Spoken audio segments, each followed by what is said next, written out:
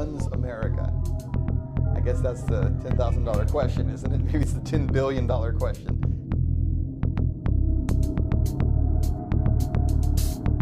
America and most countries of the world really are run by a very small percentage of the population. Not even the President of the United States. It's the money men.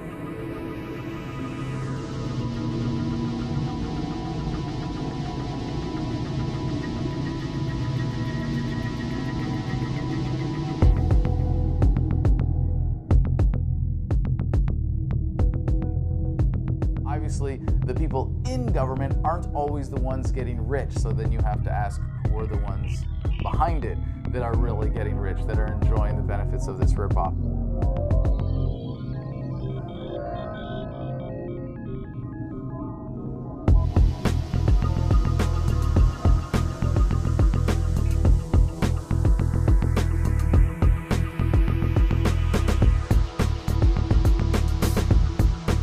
What happens if we slice through the back of that system? Set aside the system, you know, how you approach the power of the United States of America, how you lobby for a bill, how anyone can become president, how anyone can appeal to the people and ask for them to be voted into office. What happens if you go behind the scenes and just open the panel door and see how the system of power is really wired?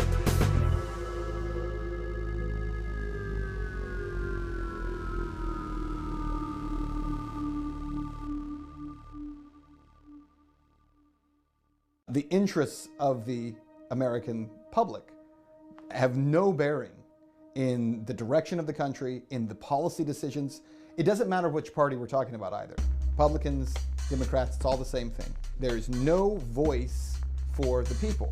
I think we're being controlled by a relatively small group of extremely powerful individuals that are pretty much pulling the strings behind both major parties, as well as the economic and financial institutions. We're supposed to have the people being represented by the Congress, and this is a check and balance system. But instead, you have all branches of government owned by major corporations. The folks who run America are the people who operate behind the scenes to make sure that the person who is in the seat of president and Congress and the people who we elect are the people that will do their bidding. I think what you see is what it is. And who runs America are the banks and the multinationals. It's as simple as that as I see it. And they're the ones that have made all the decisions that have put us in the place that we're in now. In 1937, Ferdinand Lundberg, who'd been a writer with the Wall Street Journal and other financial publications, wrote a book called America's 60 Families. And in that book, he documented that the country was being run by an oligarchy of the wealthiest families, including the Mellons and the DuPonts and the Morgans and the Rockefellers and the Warburgs. And he showed that they were running the country as an invisible government behind the democracy that we see upon the surface. In fact, a study by Princeton University has come out saying that the United States is more of an oligarchy than it is a republic or democracy. Why? Because the public has no say in the policies and in the system that's been set up by politicians. Go back to 2008. Financial crisis is going on. Henry Paulson, U.S. Treasury Secretary. Where did he come from? Goldman Sachs, right, CEO. Gets in front of the American people and tells us that he's going to save us little people from the problems we have in the real estate market. But in order to do that, we have to bail out the too big to fails. Too big to fail. 4 words.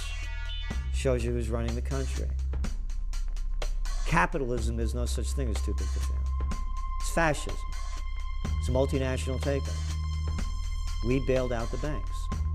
It's the unseen people that I'm more concerned about, really, because there's got to be someone, somewhere, that creates the agenda that all these people must follow.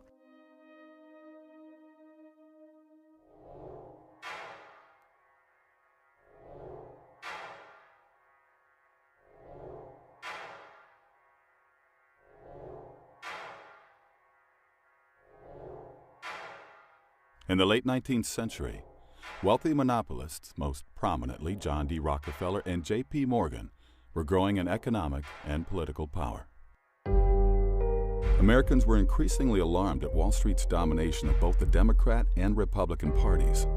This led, in the 1890s, to the formation of the grassroots Populist Party. The Rockefeller-Morgan axis decided to distract Americans with a new enemy: Spain. The choice was not coincidental. Spain ruled Cuba, which by the 19th century had become the world's richest colony and largest sugar producer. National City Bank coveted Cuba's white gold as a complement to Standard Oil's black gold. The Yellow Press, led by William Randolph Hearst, New York Journal, began inundating Americans with fabricated tales of Spanish oppression.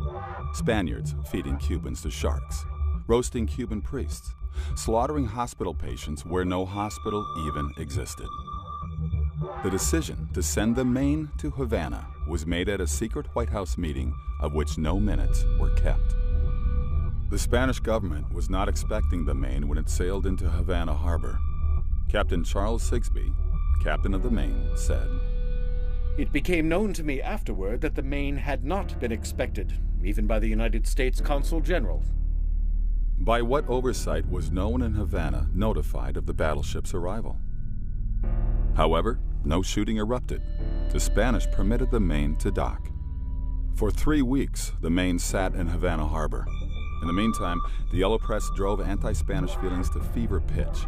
William Randolph Hearst paid bribes to have the correspondence of the Spanish ambassador spied upon.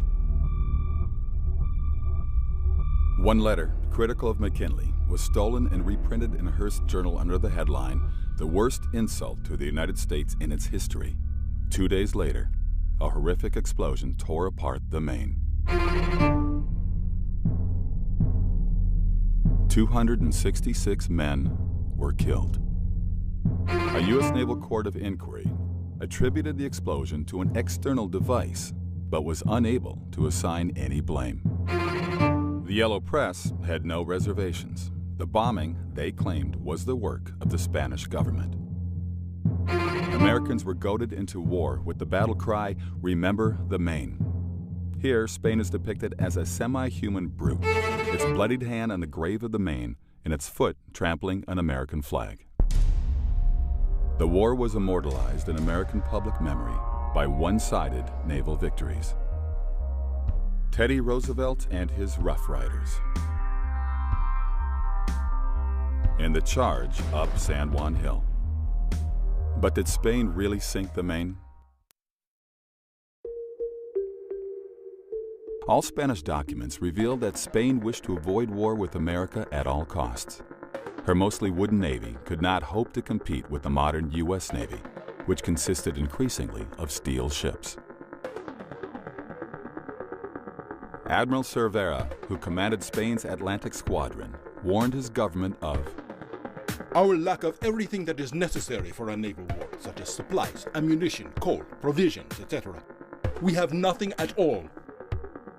A provocative act against America, such as sinking the Maine, was clearly the last thing desired by the Spanish.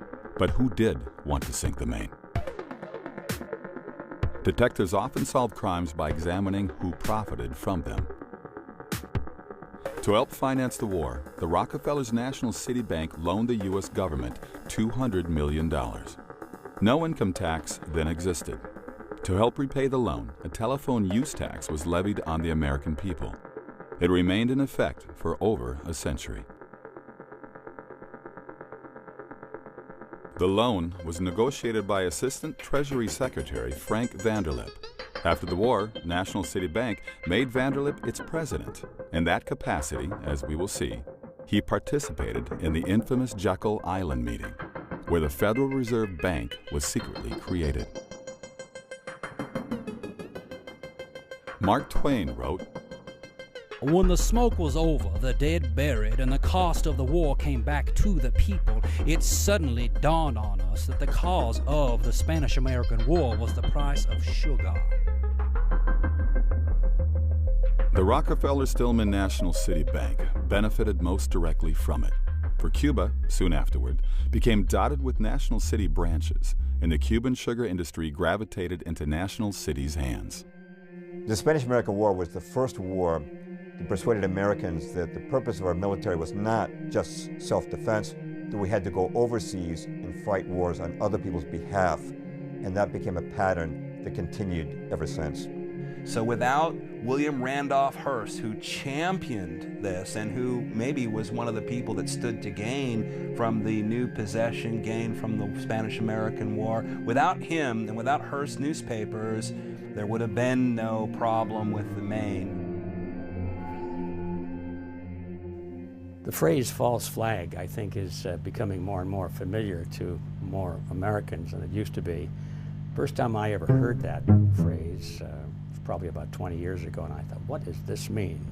I think many Americans are still in that category. What does that mean? Well, first off, so people understand what we're talking about with false flags, that goes back to the days of the old sailing ships, and everybody had their country's flag, and the idea was, you know, it took a long time for two sailing ships to approach each other, and so they wanted to get up close so they could attack, and so they would put another country's flag up. You know, say they were pirates, they'd put a British flag up and then get right next to you. Then they'd run up the pirate flag and board your ship. So that's where it became known as a false flag. The event seems to be something other than what it truly is. False flags, when you cover them, first of all, it's a tough term to even use, right? Because as soon as you say false flag, we've started conditioning people to see that as conspiratorial. And when anything's conspiratorial, that means it's not true, right? Because if you listen to most media, a conspiracy theorist or conspiracies are all urban legends, right? They're all myths. When in fact, there are many, many conspiracies all throughout American history and world history. It's not even controversial to say that the United States has used false flag because it's now documented. It's a part of history. General Smedley Butler wrote a book after World War I that I've read, and I know many of your viewers have as well. War is a racket. And indeed, in many ways it is. And I think that we have noticed over the years that some of the events that led up to war were not accidental. I found myself going back and looking at World War I, World War II, the Vietnam War, everything. Could we have been lied to about everything? And that was my fearful kind of approach to this is that even possible? I would say they always follow a specific formula of create as much fear and trauma as possible. And then in that traumatization of the public, they're eliciting a specific psychological response. And that response is a cry for protection.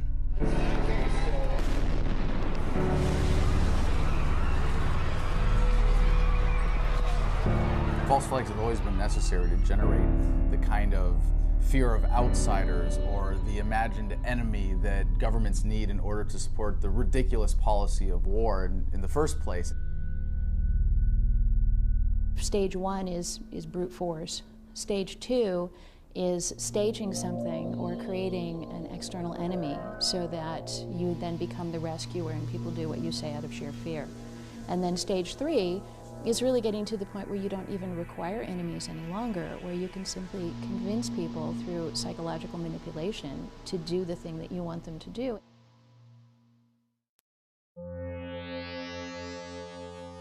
(1915).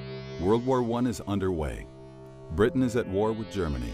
America has not yet joined the conflict. May 7th. A British ocean liner, RMS Lusitania, is on her way from New York to England. Nearly 200 Americans are among the passengers. 2:10 p.m., off Ireland's southern coast, a torpedo from a German U-boat strikes the Lusitania. More than 1,000 on board lose their lives. On both sides of the Atlantic, the public is told the Germans sank the Lusitania simply to kill women and children. The tragedy fans outrage and moves America closer to declaring war. In propaganda, Germany replaces Spain as the ape. Because nearly every conflict the U.S. has been involved in the 20th century has been based on a false flag pretext event, and the Lusitania is no different. That's how they got us into World War I. At the time, statesmen, senators, the American people in general wanted to mind their own business. They had a great industrial engine inside the United States. They were able to freely trade throughout the world and had no reason to engage in World War I. It wasn't their business. But unfortunately, the moneyed powers had other interests at hand. At that point in the war, passenger ships and merchantmen were being armed. They'd been given orders to ram submarines. The submarines had no choice but to fire without warning. Why did the Germans really sink the Lusitania? Because her hull was loaded with munitions. 6 million rounds of rifle ammunition, over 50 tons of shrapnel shells, and more than 60 tons of military explosives, including aluminum powder and gun cotton. The Lusitania was struck by a single torpedo, followed moments later by a massive explosion. The mighty ship disappeared beneath the waves in just 18 minutes. At the U.S. hearing investigating the incident, a critical piece of evidence went missing. President Woodrow Wilson ordered that the Lusitania's original manifest listing her munitions be hidden in the archives of the U.S. Treasury. Even more significant, evidence the Lusitania was deliberately sent to her doom. That the Lusitania was hauling munitions to the British that were going to be used against Germany in the war. And so the Germans took it out of the game. Prior to the incident, Winston Churchill, then head of the British Admiralty, had ordered a study done to determine the political impact if the Germans sank a British passenger ship with Americans on board. President Woodrow Wilson's top advisor, Edward Mandell House, was in England at the time as Wilson's emissary. In the morning, on the day the Lusitania sank, House met with Edward Grey, Britain's foreign minister. House recorded. We spoke of the probability of an ocean liner being sunk, and I told him if this were done, a flame of indignation would sweep across America, which would in itself probably carry us into the war. House and Grey then met with King George V at Buckingham Palace. House wrote, We fell to talking strangely enough of the probability of Germany sinking a transatlantic liner. The king said, Suppose they should sink the Lusitania, with American passengers on board. That afternoon, the Lusitania was torpedoed. The British Admiralty had been well aware of a U-boat's presence in the South Irish Sea, from decoded intercepts of German naval communications and reports of the sub's activity in that region. Contrary to protocol, no warships were sent to escort the Lusitania, even though 4 destroyers were lying idle in the nearby port of Milford Haven. Commander Joseph Kenworthy, then in British Naval Intelligence, wrote, The Lusitania was sent at considerably reduced speed into an area where a U-boat was known to be waiting, and with her escorts withdrawn. 2 leading books in this affair are The Lusitania by British historian Colin Simpson and Room 40 by Patrick Beasley. Beasley, considered the leading authority on the history of British naval intelligence, wrote, I am reluctantly driven to the conclusion that there was a conspiracy deliberately to put the Lusitania at risk, in the hopes that even an abortive attack on her would bring the United States into the war. When the ship was blown up containing American passengers, it became the raison d'entrée into World War I. It was an outrageous and insidious enough event that Americans were reluctantly able to muster themselves and enter the war.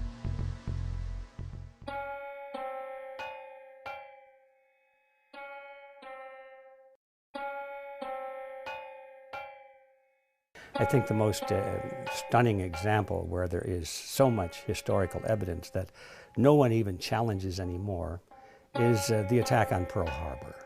Every time that anniversary comes around, we focus on Pearl Harbor Day because we want people to know the truth and want them to stop buying into the lies. December 7th, 1941, the Japanese Navy attacks the United States fleet at Pearl Harbor in Hawaii, sinking or heavily damaging 18 naval vessels and leaving over 2,000 Americans dead. This is the event that propels America into World War II.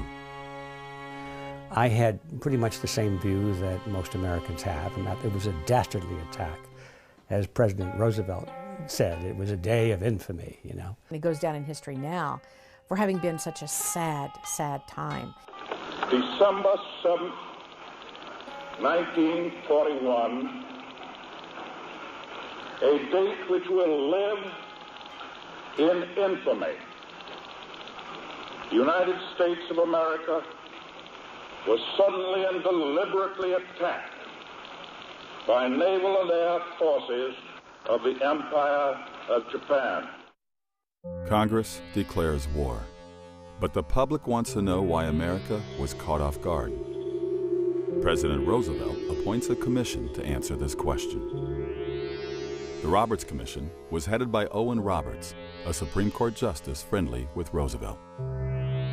The Roberts Commission declared that Washington officials had discharged their duties in an exemplary fashion. The fault for Pearl Harbor, it concluded, lay with their commanders in Hawaii, Pacific Fleet Commander Admiral Husband Kimmel and General Walter C. Short, the Army commanders in Hawaii. It's alleged these men failed to take adequate defensive and surveillance measures. The words dereliction of duty blazed on headlines across the country. Kimmel and Short were flooded with hate mail and received multiple death threats. It was claimed their negligence caused the deaths of thousands of Americans.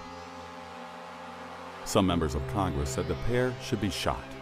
Kimmel and Short, however, protested the Roberts Commission findings. Roberts had run an unusual hearing. Initially, evidence was heard without being recorded. Statements not made under oath. Kimmel and Short were denied the right to question witnesses or have fellow officers serve as legal counsel. The Commission's report omitted significant testimony. But we know behind the scenes that FDR knew quite a bit more. He was warned. And even behind that, FDR's shadow cabinet of advisors in the Council on Foreign Relations were provocating things behind the scenes. The American people were never meant to know the truth. In 1944, a congressional resolution mandated the trials. That August, the Navy Court of Inquiry and the Army Pearl Harbor Board convened. At these proceedings, the attorneys for Kimmel and Short presented proof that Washington had complete foreknowledge of the Pearl Harbor attack, but had withheld this information from the commanders in Hawaii. We needed one thing, which our own resources could not make available to us. That vital need was the information available in Washington from the intercepted dispatches, which told when and where Japan would probably strike. It is my conviction that action by the Navy Department at any one of these significant dates in furnishing me the information from the intercepted messages would have altered the events of December 7, 1941.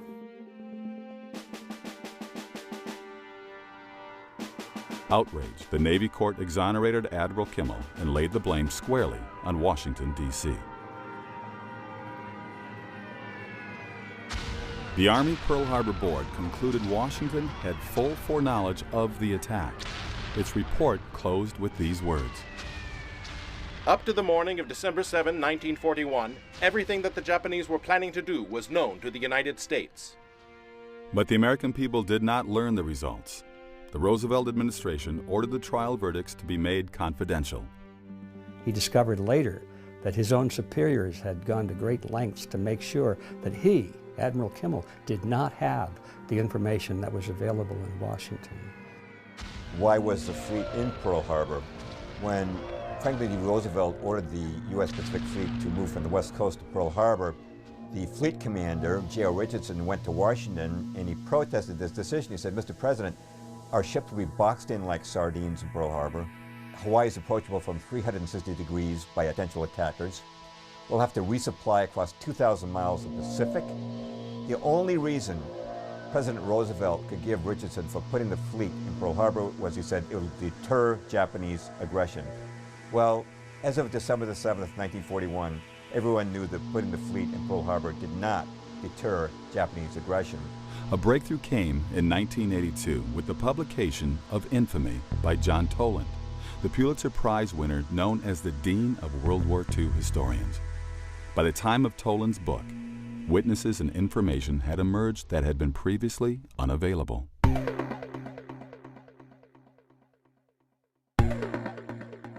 How did Washington know Pearl Harbor was coming? First, through decoded diplomatic messages.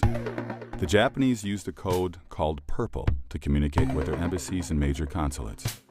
Its complexity required enciphering and deciphering by machine. The Japanese considered the code unbreakable. But in 1940, U.S. Army cryptanalysts cracked it and devised a facsimile of the Japanese machine. As a result, U.S. intelligence was reading Japanese diplomatic messages, often on a same-day basis. Copies of the deciphered text were promptly delivered to President Roosevelt, as well as Army Chief of Staff General George Marshall and Secretary of State Cordell Hull. These messages revealed that the Japanese planned to rupture relations with America and had ordered their Berlin embassy to inform the Germans, their allies, that the breaking out of war may come quicker than anyone dreams. We were not going to go back into Europe because it had cost so many American lives in World War I, which was already dubbed the war to end all wars. Why would we possibly go back again when the American people knew full well it wasn't in their interest? Pearl Harbor was absolutely necessary because, like all Democrats, FDR ran on a non-intervention and no-war platform. There's absolutely no way that the people would have again been sucked into this meat grinder. So although that is not classically a false flag because the Japanese actually did the attack, it fits under that umbrella because we find out that the U.S. government wanted the Japanese to attack. They left certain ships all next to each other so they could be more easily hit and got the more expensive and newer and more capable ships out of there so that they would not become collateral damage. Brigadier General Elliot Thorpe was the U.S. military observer in Java, then under Dutch control. In early December 1941, the Dutch Army decoded a Japanese dispatch forecasting an attack on Hawaii. They passed the information to Thorpe, who was so alarmed he sent Washington a total of 4 warnings. Finally, the War Department ordered him to send no further warnings regarding Pearl Harbor. Duško Popov was a Yugoslavian double agent whose true allegiance was to the Allies. Through contact with the Germans, Popov realized the Japanese were planning to bomb Pearl Harbor. He notified the FBI. Subsequently, FBI Director J. Edgar Hoover stated that he had passed this information on to Roosevelt. Iowa Senator Guy Gillette and Texas Congressman Martin Dies also later stated they had received advance information concerning the attack, which they shared with the president. Roosevelt told them to leave it in his hands. In Day of Deceit, The Truth About FDR and Pearl Harbor, Robert Stennett proved from documents obtained through the Freedom of Information Act that Washington was not only deciphering Japanese diplomatic messages, but naval dispatches also. The most significant was sent by Admiral Yamamoto to the Japanese First Air Fleet on November 26, 1941. The task force, keeping its movement strictly secret and maintaining close guard against submarines and aircraft, shall advance into Hawaiian waters, and upon the very opening of hostilities, shall attack the main force of the United States fleet and deal it a mortal blow. The first air raid is planned for the dawn of X day, exact date to be given by later order. Whether we're looking at something like Pearl Harbor, which is now an admitted false flag event, or it's an event that was clearly allowed to occur, it was known about and no action was taken to prevent it or stop it. So that could qualify as a false flag event. Whether you're looking at an event that, like the Gulf of Tonkin, which was a fake false flag event. It was something that we were told occurred and actually didn't even occur. This has been called by some researchers, like David Icke, for example, as no problem reaction solution. You don't even have to have the actual physical event take place. You only need the perception of it to take place. In retaliation for this unprovoked attack on the high seas, our forces have struck the bases used by the North Vietnamese patrol craft. In many cases, these individuals who plan these events, they're playing chess while we're not even playing checkers yet. You know, we have to understand what they're doing. The event isn't as important as the underlying psychology that the event is done to elicit. And until we understand that pattern, we're not going to be streetwise to the technique. In the event of a further attack upon our vessels in international waters, we are to respond with the objective of destroying the attackers. You look at those Vietnamese, man, up in north. We better stop them right away. If we don't stop those communist North Vietnamese, they're going to take over South Vietnam, then Thailand, then Laos, and then Cambodia. And before you know it, those dominoes will be falling until they hit the shores of California. Now, you could say I sound like a lunatic for saying something so stupid. But that's what was being said back then, and I know firsthand because I was prime draft age of that time. These guys are professionals at it, and they know how to take advantage of it. And, of course, one of the most horrible ones in our lifetime was in August of '64 when Lyndon Johnson faked the Gulf of Tonkin. In 1964, Congress passed the Tonkin Gulf Resolution, authorizing President Lyndon Johnson to escalate the Vietnam War, to which he committed hundreds of thousands of troops. The justification given for the resolution was two alleged attacks on U.S. destroyers by Vietnamese torpedo boats in the Tonkin Gulf, August 2nd and August 4th, 1964. Johnson described the first attack as an unprovoked assault against a routine patrol. Actually, the destroyer was supporting a South Vietnamese military operation against the North. The second attack never occurred. Admiral James Stockdale, recipient of the Congressional Medal of Honor, was then a pilot stationed in the Tonkin Gulf. Later shot down, he spent 7 years in a POW camp. After returning home, he summarized his experiences in his book, In Love in War. Stockdale was called to the scene of the alleged August 4th attack, but saw no Vietnamese boats during 1.5 hours of overflight. Well, I was over those destroyers for over an hour and a half, below 1,000 feet, lights off, watching everything they did. I could hear them chit-chatting on the radio, the Maddox and the Joy. They seemed to have some intermittent radar targets. I took it upon myself to get out there where they thought a boat was and try to kill it if they didn't.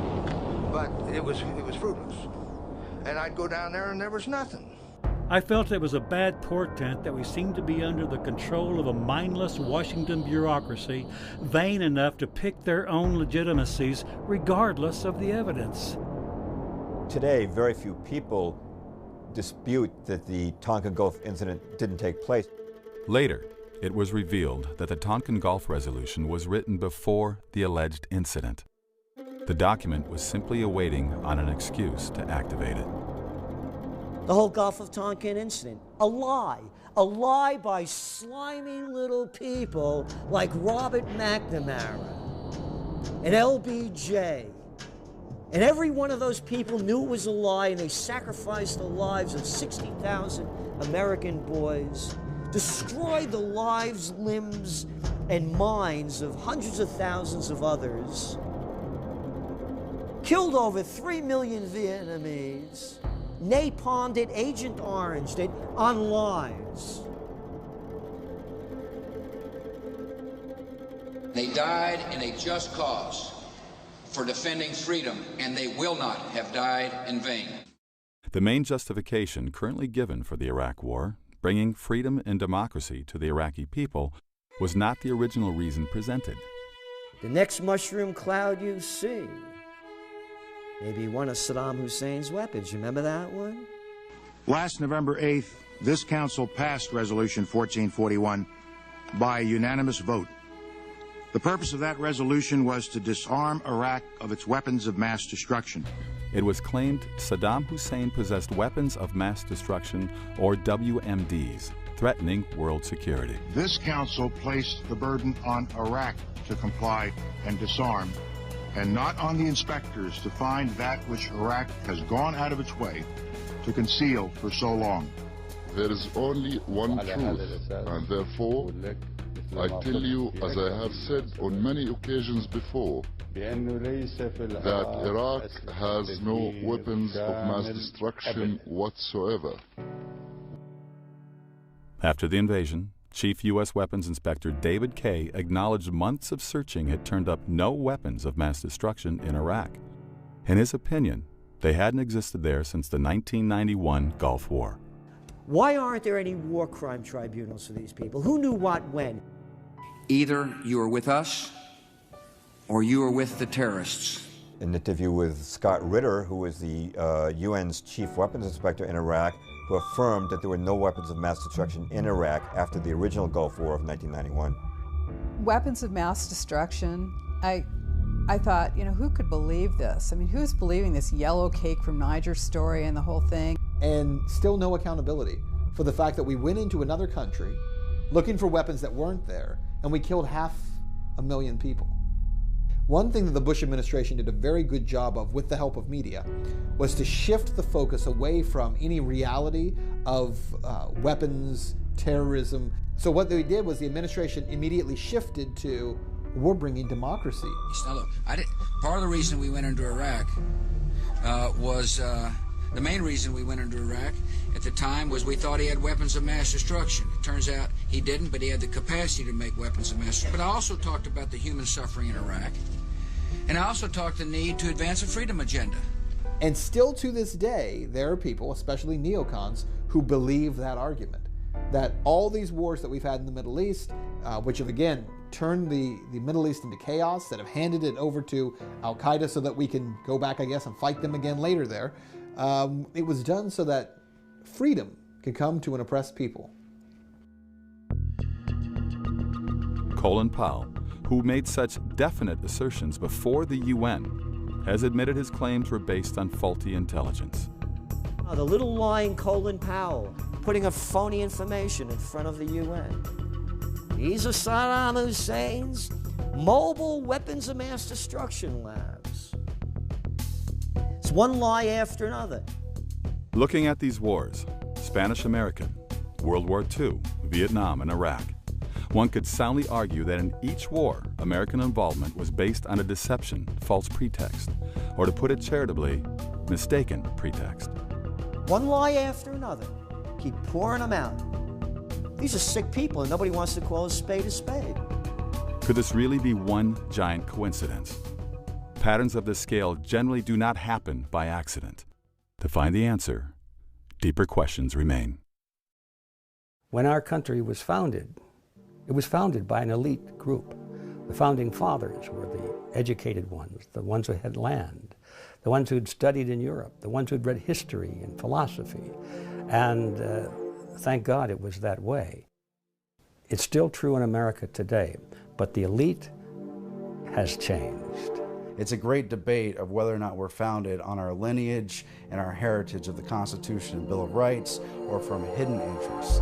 Who runs the country? Well, the political parties run the country, but we all know the political parties actually don't do anything on their own. I think the reality is that we're probably ruled, for the most part, by an oligarchy.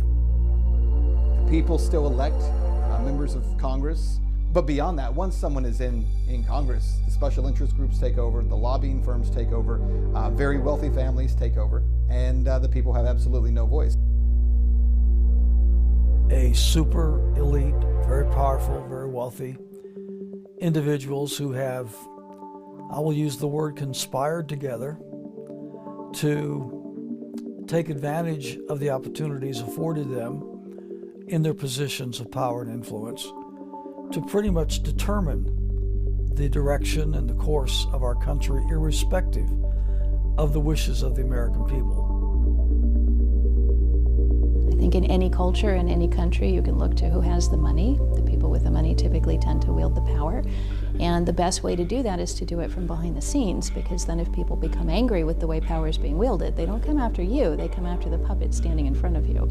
We all know about a lot of wealthy people, Warren Buffett and Donald Trump, and but these are the guys that you hear about. The people, they've got lots of money, yeah, but the people with the real power, you don't even hear their names. we start seeing all of these names of large corporations that come together over and over again, and then they get intertwined into events that take place, and then we start to see there's a pattern and there is a real agenda.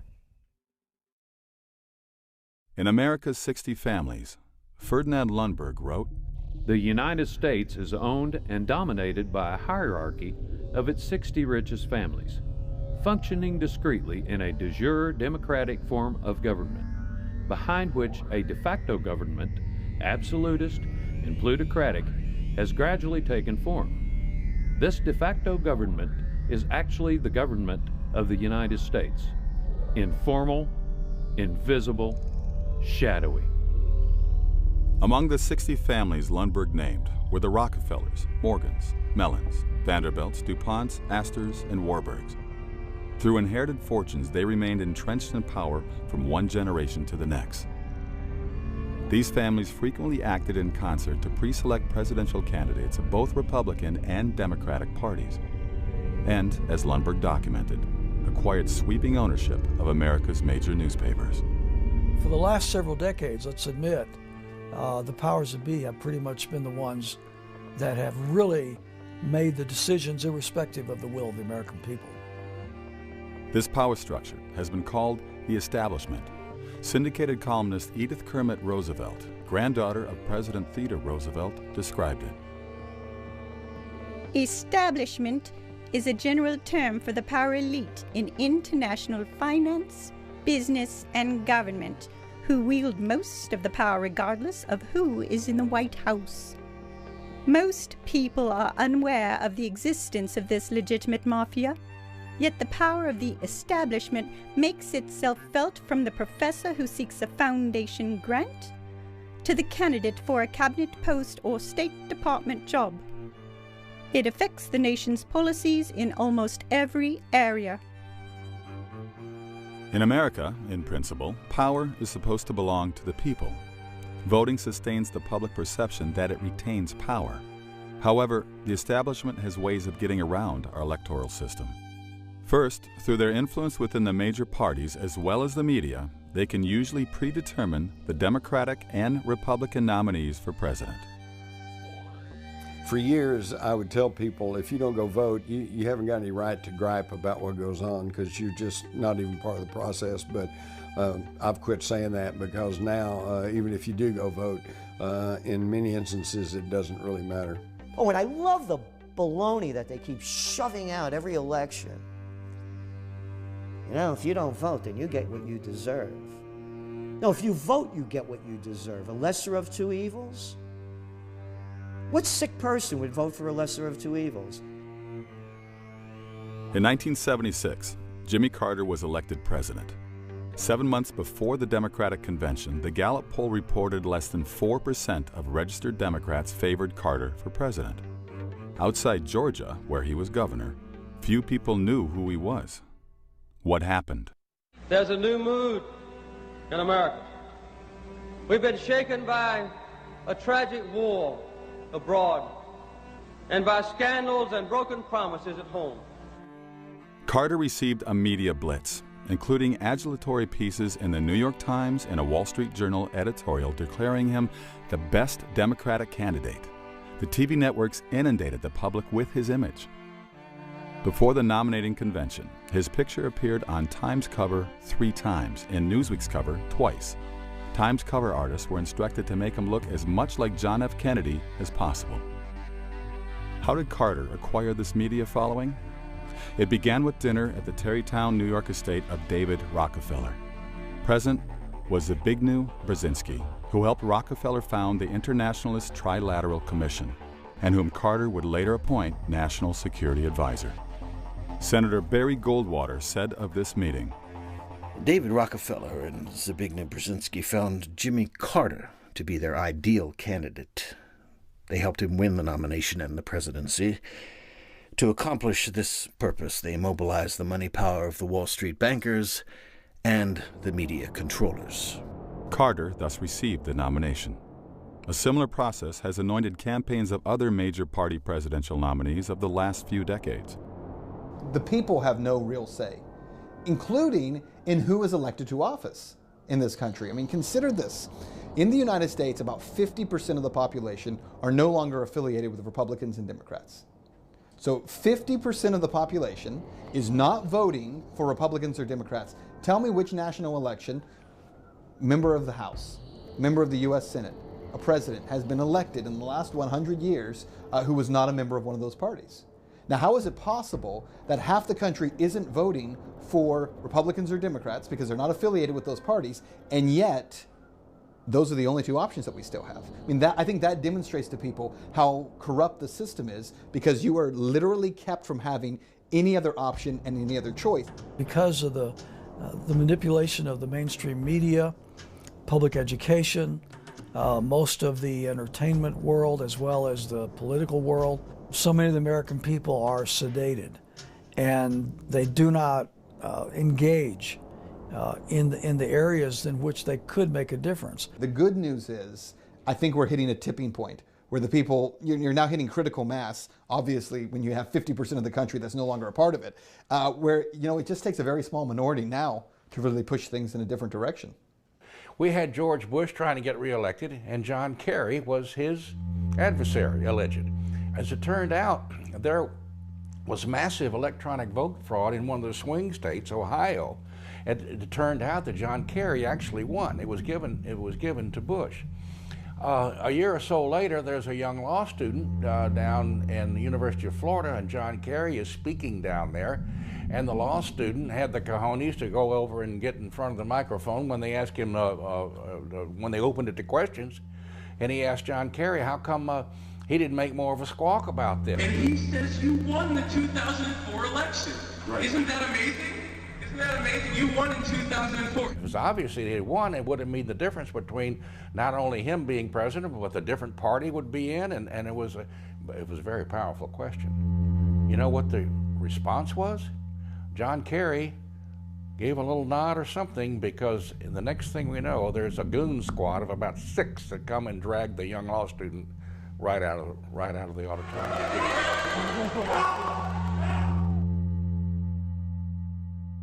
However, the establishment has an even more powerful means of influencing the will of the people. The most important is the Council on Foreign Relations, or CFR, headquartered in New York City. Though virtually unknown to the public, the council dominates cabinets of both Republican and Democratic presidents. When you look at where the wires are connected to the centers of power, you will find again and again that places like the Council on Foreign Relations don't just float ideas, they provide solutions. You often find members of the Council on Foreign Relations being appointed to various positions in government or industry, for that matter, and you see them in the revolving door going back and forth between business and regulatory agencies and stuff like that. The big question is, how substantive is the CFR on global affairs? Since its founding in 1921, the CFR has produced 21 Secretaries of War and Defense, 19 Treasury Secretaries, 18 Secretaries of State, and 16 CIA Directors. And what is the Council's goal? The Council on Foreign Relations is a fairly interesting entity to me. And the reason for that is because they have so many members of the CFR who are in media. I think the CFR exerts tremendous influence over our government, our media, and our centers of education, more so than most people would want to admit. The Council on Foreign Relations is a very important nexus point, but it's just a vehicle for the larger aims of those who have an agenda. But it's an important vehicle. It's a ring of power that is an engine to encircle the whole world.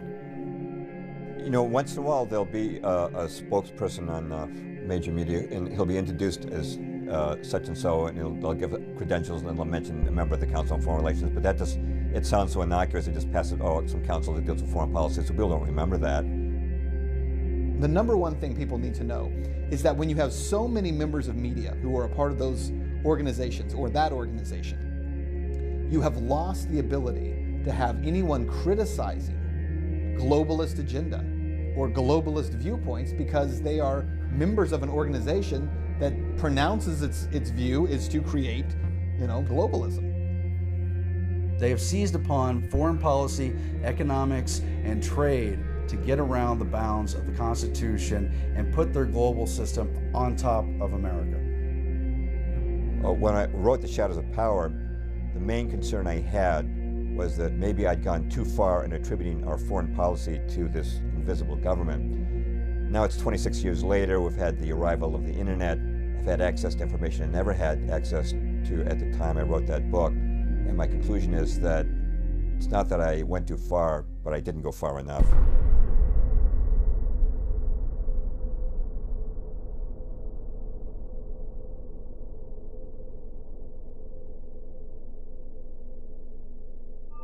When the Council on Foreign Relations was formed and the decision was made at a dinner at the Majestic Hotel in Paris in 1919 after the bankers got the word that the Senate had rejected the Versailles Treaty, so we weren't going to become embroiled in the League of Nations. So there was an organization created. It was in Britain, it was the Royal Institute of International Affairs. In America, it was the Council on Foreign Relations, like sister organizations. These roundtable groups were put into formation to steer nations and steer their policies rather than control them overtly through direct leadership. They worked through secret maneuvers. The Cecil Rhodes Secret Foundation Trust had been involved not in nation building but in nation manufacturing in the southern part of Africa. And now they wanted the entire world. Now, how do they control American government policy? The number one way is by serving as a recruiting ground, the recruiting ground for cabinet level positions. You've probably noticed that a lot of people in U.S. cabinets come from the big multinational corporations. How does that happen? Well, the Council on Foreign Relations will invite executives from Citibank or Exxon or Halliburton or Bechtel into the council.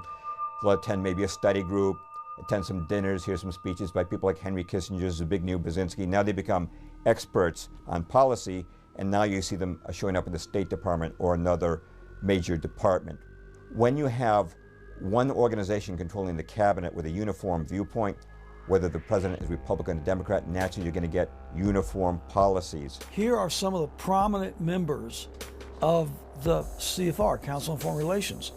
George Herbert Walker Bush, Bill Clinton, Sandra Day O'Connor, Dick Cheney, Les Aspin, Colin Powell, Robert Gates, Brent Scowcroft, Jesse Jackson Sr., Mario Cuomo, Dan Rather, Tom Brokaw, David Brinkley, John Chancellor, Marvin Kalb, Diane Sawyer, Barbara Walters, Cyrus Vance, Paul Volcker, Henry Kissinger, George Shultz, Bruce Babbitt, Howard Baker, Samuel Berger, Elaine Chao, Dianne Feinstein, Ruth Bader Ginsburg, Chuck Hagel, Gary Hart, John McCain, George Mitchell, Bill Moyers, Jay Rockefeller, Donna Shalala, Strobe Talbot, Fred Thompson, Robert Zoellick, Richard Nixon, Hubert Humphrey, George McGovern, Gerald Ford, Jimmy Carter, John Anderson, Walter Mondale, Michael Dukakis, Al Gore, John Kerry, on and on. I mean, you notice first of all that you're talking Republicans and Democrats, conservatives and liberals. You're talking people in every area of government and news media. You're talking education establishment. You're talking basically the key establishment institutions of the country are all infiltrated with Council on Foreign Relations members. Why is this institution so powerful that no matter whether it's a Republican or a Democrat in the White House, they are going to fill their administration with members of the CFR? Admiral Chester Ward, former Judge Advocate General of the U.S. Navy, was a CFR member for 16 years. Before resigning in disgust, he stated the Council's objective. Submergence of U.S. sovereignty into an all-powerful one-world government. This lust to surrender the sovereignty and independence of the United States is pervasive throughout most of the membership. This is a man who was also invited to become part of the CFR and was a member for a few years until he recognized what the CFR was all about. After finding that out, he withdrew his membership from the CFR, and then he did his best to inform the American people as to what the CFR was all about. The Council's journal, Foreign Affairs, has pushed for world government for over 90 years. In its first year of publication, 1922, it declared, Obviously, there's going to be no peace or prosperity for mankind so long as it remains divided into 50 or 60 independent states. The real problem today is that of world government. When you put all of that together, you recognize that the CFR, the Trilateral Commission, is nothing more but an elaborate attempt to, as they say themselves, make an end run around national sovereignty, diminish the independence and autonomy of the United States, and merge it into this global governing institution that they, of course, foresee themselves running.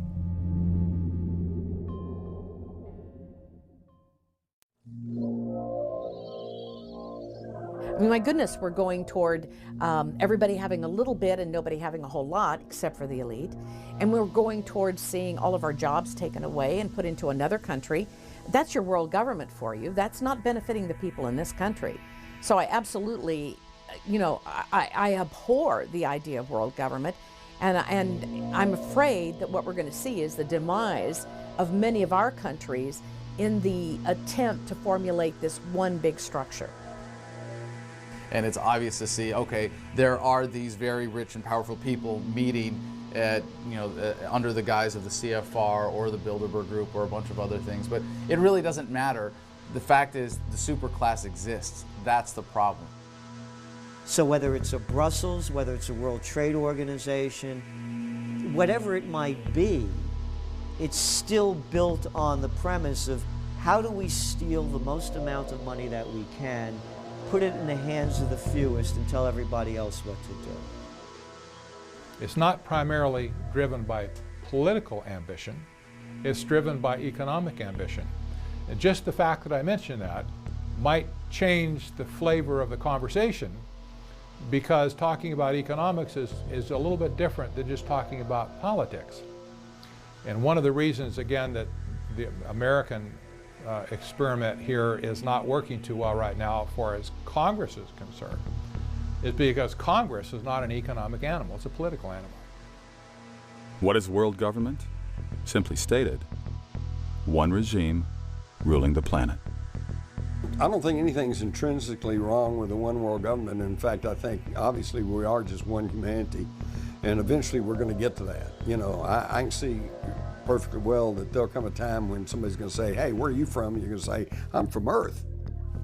Okay? But the problem is, are we going to do this voluntarily? And are we all going to agree that we're going to have a world government and that we all have some sort of representation and the thing's done equitably and fairly, Or are we going to have a handful of wealthy, egotistical, sometimes psychopathic people who want to control the world, who are going to foist it off on us? And unfortunately, this is what's happening right now. I think what any subject of the New World Order would have to be concerned with is who basically is going to end up calling the shots. Obviously, most people aren't thinking it all the way through. They have to realize that there's a difference between just saying we should have world government to put an end to war, and then asking the next question, but wait a minute, what kind of world government will this be? It might even be worse than war. Countries act as a check and balance on each other. If one nation becomes despotic, another nation can rise up and stop it. If you had a one world government, it would set up the most unrestrained tyranny in history. Already in the United States, with a population of over 300 million, you may be able to meet your representative, but your likelihood of knowing your representative as an average citizen is next to nothing. You may not even know who he or she is. It only works in utopia. And so while this is something we might all strive for, without a massive shift in global consciousness, it's impossible. Such a development is less remote than it may sound at first.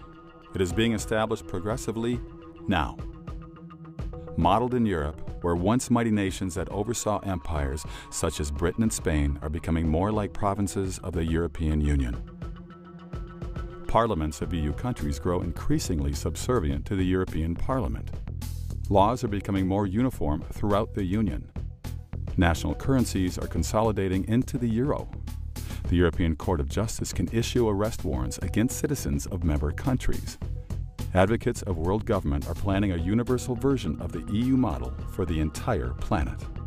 When you give up your identity as an individual nation, what you're essentially doing is giving up the identity of your people and the individuals within your society. Now they're just part of this kind of globalist worldview, and they don't have value anymore. So when we see what's happening in the Veneto region, when we see Scotland now saying that they are looking for independence, when we see Catalonia saying they want independence, if you believe in individual liberty, you should celebrate those movements, because what those entities are essentially saying, as people, as individuals, we believe that we're more than just a member of your larger European Union, your larger global union, and instead we want to be able to create goods and services, be paid for our labor, be paid for our work, and if we have to pay taxes, we should see a return on those taxes within our own communities. In a globalist world, you never see that return. Globalists justify world government by promising peace and prosperity. Their traditional argument has been that nothing is worse than war. And wars occur because the world is divided into nations who keep fighting. They say if we replace nations with a world government, war would end. And mankind would live as one happy family in peace and prosperity. However, this pretext is flawed. Rudolf Rummel, Professor Emeritus of Political Science at the University of Hawaii, published a study demonstrating that in the 20th century, 6 times more people were killed by their own governments than by wars. In other words, wars are not the deadliest thing. Governments are. What we know from the 20th century, that in nation after nation after nation, governments that became extraordinarily powerful had a very disconcerting tendency to kill their population. So you can look, for example, at the Soviet Union. Under Stalin, 60 million people killed. You can look at China under Mao Zedong. Some estimates say well over 100 million people killed. Some even say 200 million people killed. You can look at Nazi Germany as the example that probably most viewers are familiar with. Example after example, even ones that most people haven't even heard of. The problem with world government is the same problem as with any government. Government is control by force. The more you concentrate that power, the worse it is. You could make the case that world government might be only as bad as local government, but obviously the bigger, the more concentrated that exploitation racket becomes, the greater chance there is for corruption. All human authority is jurisdictional and limited. So whenever you violate that and you create a regional government and then a multi-regional government and then a global government, by very nature you have squelched and expunged the fundamental tenets and principles of liberty, natural rights, freedom, sovereignty under the states, individuals. It's all gone. If we had a world government, who would run it? Globalists like to point out that international alliances have defeated dictators like Saddam Hussein. But what if a man like Hussein took over a world government? Today, if a tyrant enslaves a nation, its people may hopefully escape to another country. But if a dictator ruled a world government, where could anyone escape? America's founding fathers recognized the dangers of concentrating power. They therefore split government power into 3 branches.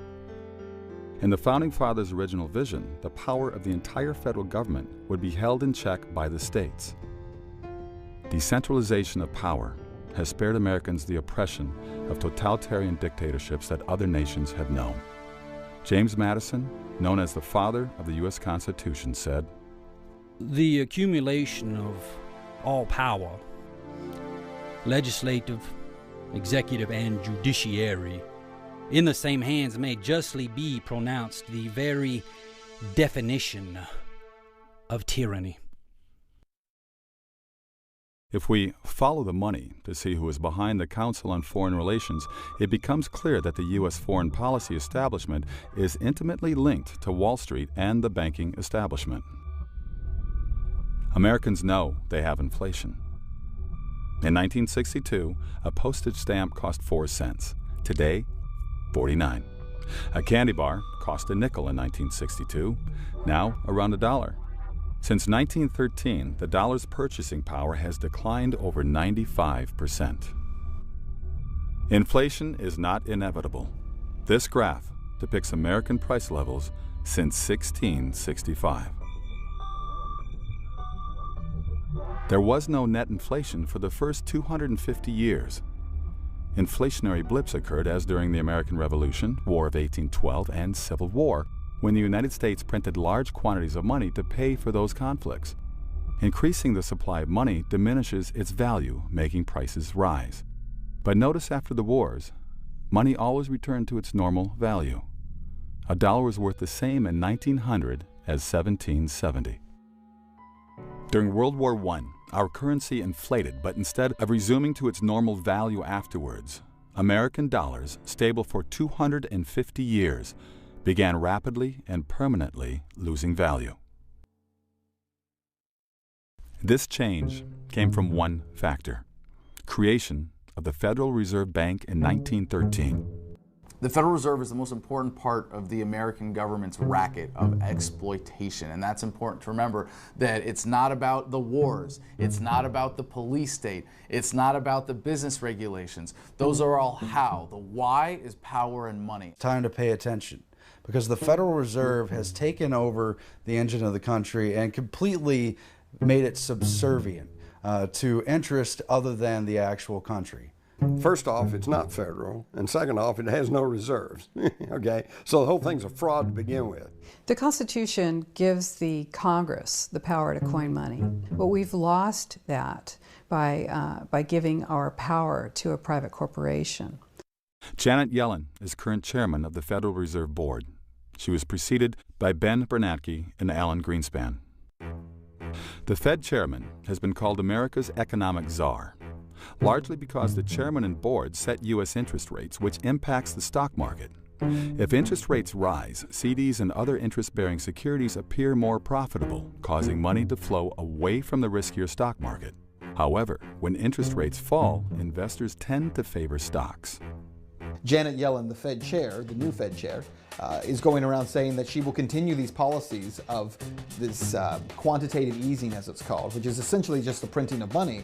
And they're going to continue it until they can get the unemployment rates down. And she gives examples. She's talking like a president now, giving examples of the young woman that she's met in this community who struggles because she works multiple jobs. She's a single mom, and it's very difficult for her. Yeah, well, I'm sure it is difficult for her. But what no one ever tells you in media is that the reason that we have so many people struggling in this country is due in large part to the Federal Reserve Bank. People who are closest to the money are the ones who get the greatest benefit. So whoever has had their hands on not just the Federal Reserve, but the whole infrastructure around it, the global banks that are peddling the Federal Reserve notes and the bonds and the Treasury bills and so on, the Goldman Sachs of the world, the JP Morgans and so on. These companies and these individuals have consistently gotten rich beyond anybody's wildest imagination. The rest of us consistently have gotten poorer beyond our wildest imagination as well, so that the value of the dollar today is somewhere around 1.5% of what it was in 1913. You know, the United States dollar, the Federal Reserve note dollar, has lost 98% of its value in the last 100 years. So if, number one, your first mandate is to protect the value of the currency, you failed. The second mandate on unemployment, as I mentioned, when the Fed chair is talking about this family that's in need and she wants to help them, how does the Federal Reserve help them?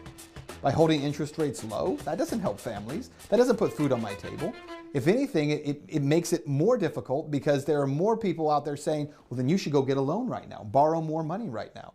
As has been stated in history, you know, whoever controls the money controls. Again, it goes back to the money. It's not a world government, it's the bankers in charge. And again, the distribution of wealth right now in the United States, as everyone knows, is worse than it was at the Gilded Age over 100 years ago. They are creating currency out of nothing with absolutely no value to it, promising us that, number one, this will lead to greater wealth across the nation, which it's proven it cannot do. And number two, it will also create employment, which it cannot do.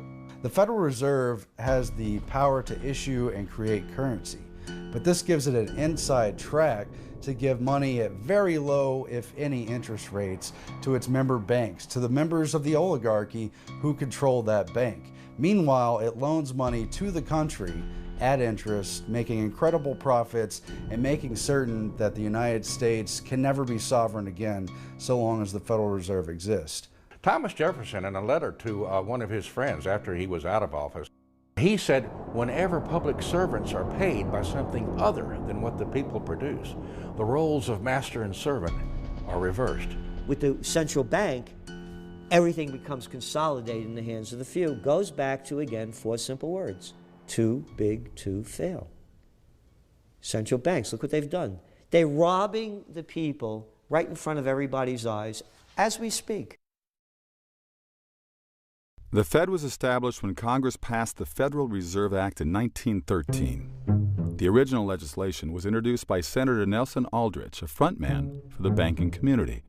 Few Americans today recognize his name. Nonetheless, many have heard of Nelson Rockefeller, who was Gerald Ford's vice president and long New York's governor, one of America's richest men. His full name, Nelson Aldrich Rockefeller, named for his grandfather, Nelson Aldrich. Aldrich's daughter married John D. Rockefeller Jr., and his son Winthrop became chairman of the Rockefeller's Chase National Bank. When Nelson Aldrich spoke on Capitol Hill, insiders knew he acted for the Rockefellers and their allies. The legislation Aldrich introduced, which became the Federal Reserve's basis, was crafted by several of America's richest bankers. At a secret 9-day meeting in 1910 on Jekyll Island off the Georgia coast. At that time, Jekyll Island was an exclusive retreat for the wealthy elite.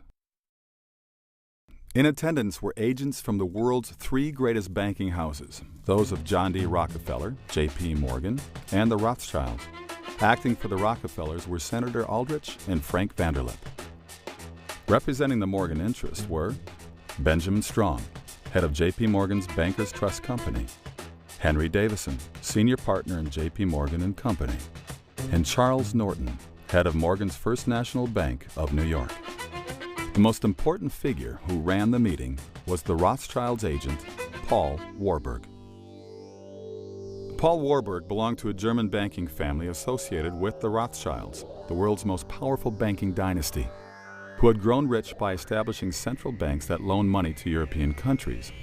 Its patriarch, Amschel Mayer Rothschild, said, "Permit me to issue and control the money of a nation, and I care not who makes its laws." In 1901, Warburg immigrated to America intending to establish a similar central bank in the United States. He became a partner in Kuhn, Loeb & Company, the Rothschilds' banking satellite in New York City. Who controls the Federal Reserve is pretty secretive, but for the most part we understand who controls it, and we know many of the families specifically involved, and it's what's known as the Eastern Establishment, many of the banking houses that have come to dominate the 20th century, and of course the robber barons who became monopolists of the major industries of the U.S.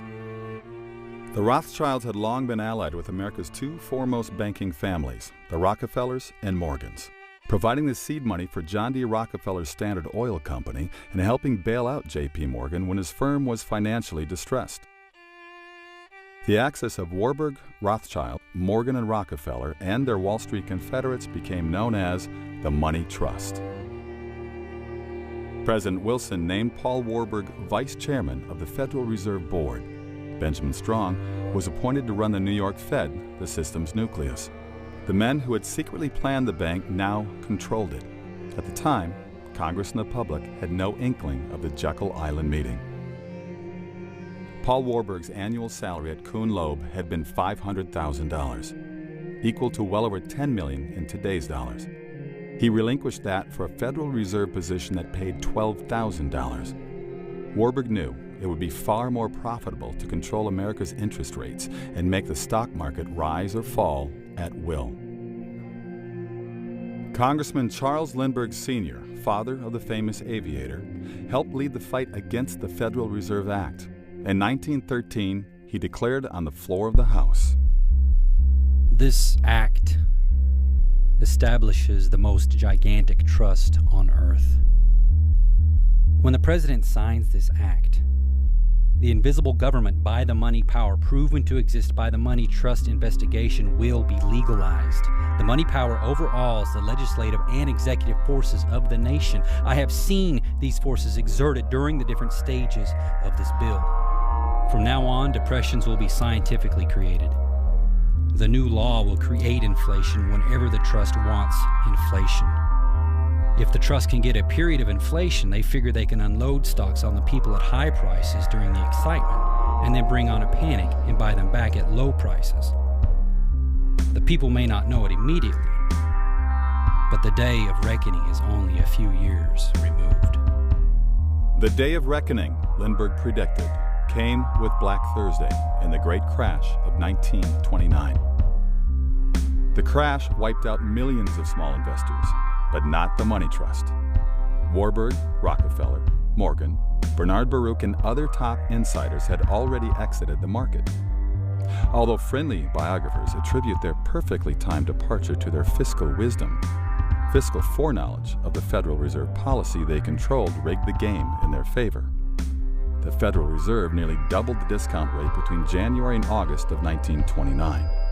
The bankers also pressured stocks down by heavily selling the market short and massively calling loans on investors who had borrowed to invest in stocks, forcing the borrowers to sell stock to repay the loans. These tactics converged, generating a snowballing panic that would bring the entire country into the greatest financial depression since the Civil War. Congressman Louis McFadden, chairman of the House Committee on Banking and Currency from 1920 to 1931, had this to say. It was not accidental. It was a carefully contrived occurrence. The international bankers sought to bring about a condition of despair here so that they might emerge as rulers of us all. Afterwards, the money trust returned to the market, exactly as Congressman Lindbergh predicted. They bought up stocks that once sold for $10 per share at $1 per share, widening their ownership of corporate America.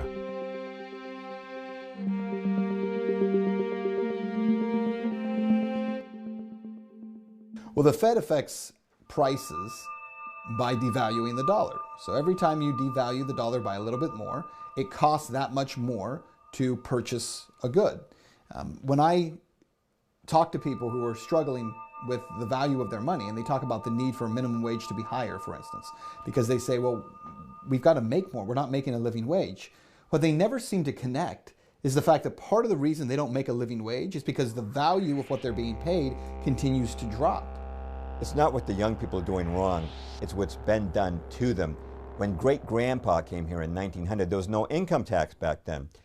People today are spending about half their income on taxation. It's true when you take your federal income tax, state income tax, real estate tax, Social Security tax, sales tax, excise tax, utility tax, you are paying about half your income in taxation. Now, doesn't it make sense? If you pay half your income to taxes, you'll need 2 jobs to maintain the same standard of living that 1 job used to pay for. So if you understand who these people are, and you understand what their mission is and how they think and what their ideology is, then most of the mysteries of the modern world, of how come we're getting into this mess, or why are we doing this and so forth, they become easy to answer. If you don't understand that little twist of that word, really runs America, it's not the voters, then all of these things remain a mystery to you.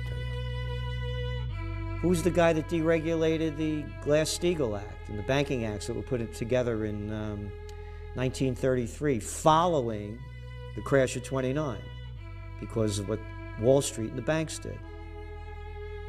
Robert Rubin, under Clinton. Where was he from? Goldman Sachs. Who's the head of the European Central Bank? Mario Draghi. Where's he from? No. European director of Goldman Sachs. Who's the fellow that's running the Bank of England? Mark Carney? Oh yeah, him. Where's he from? Goldman Sachs. And it's the bankers, it's the heads of international corporations, it's the existing power structure. And people say, well, if we don't have government, we won't be protected from the evils of rich people. And it's like, no, I'm sorry. When you have a government, what you have done is put an army of enforcers at their disposal. The United States is run like a major corporation. The 20th century in the United States has been one of centralization, as it has been around the world. It's partly due to the rise of technology, and it's partly due to the consolidation of these banking powers. So who really runs America?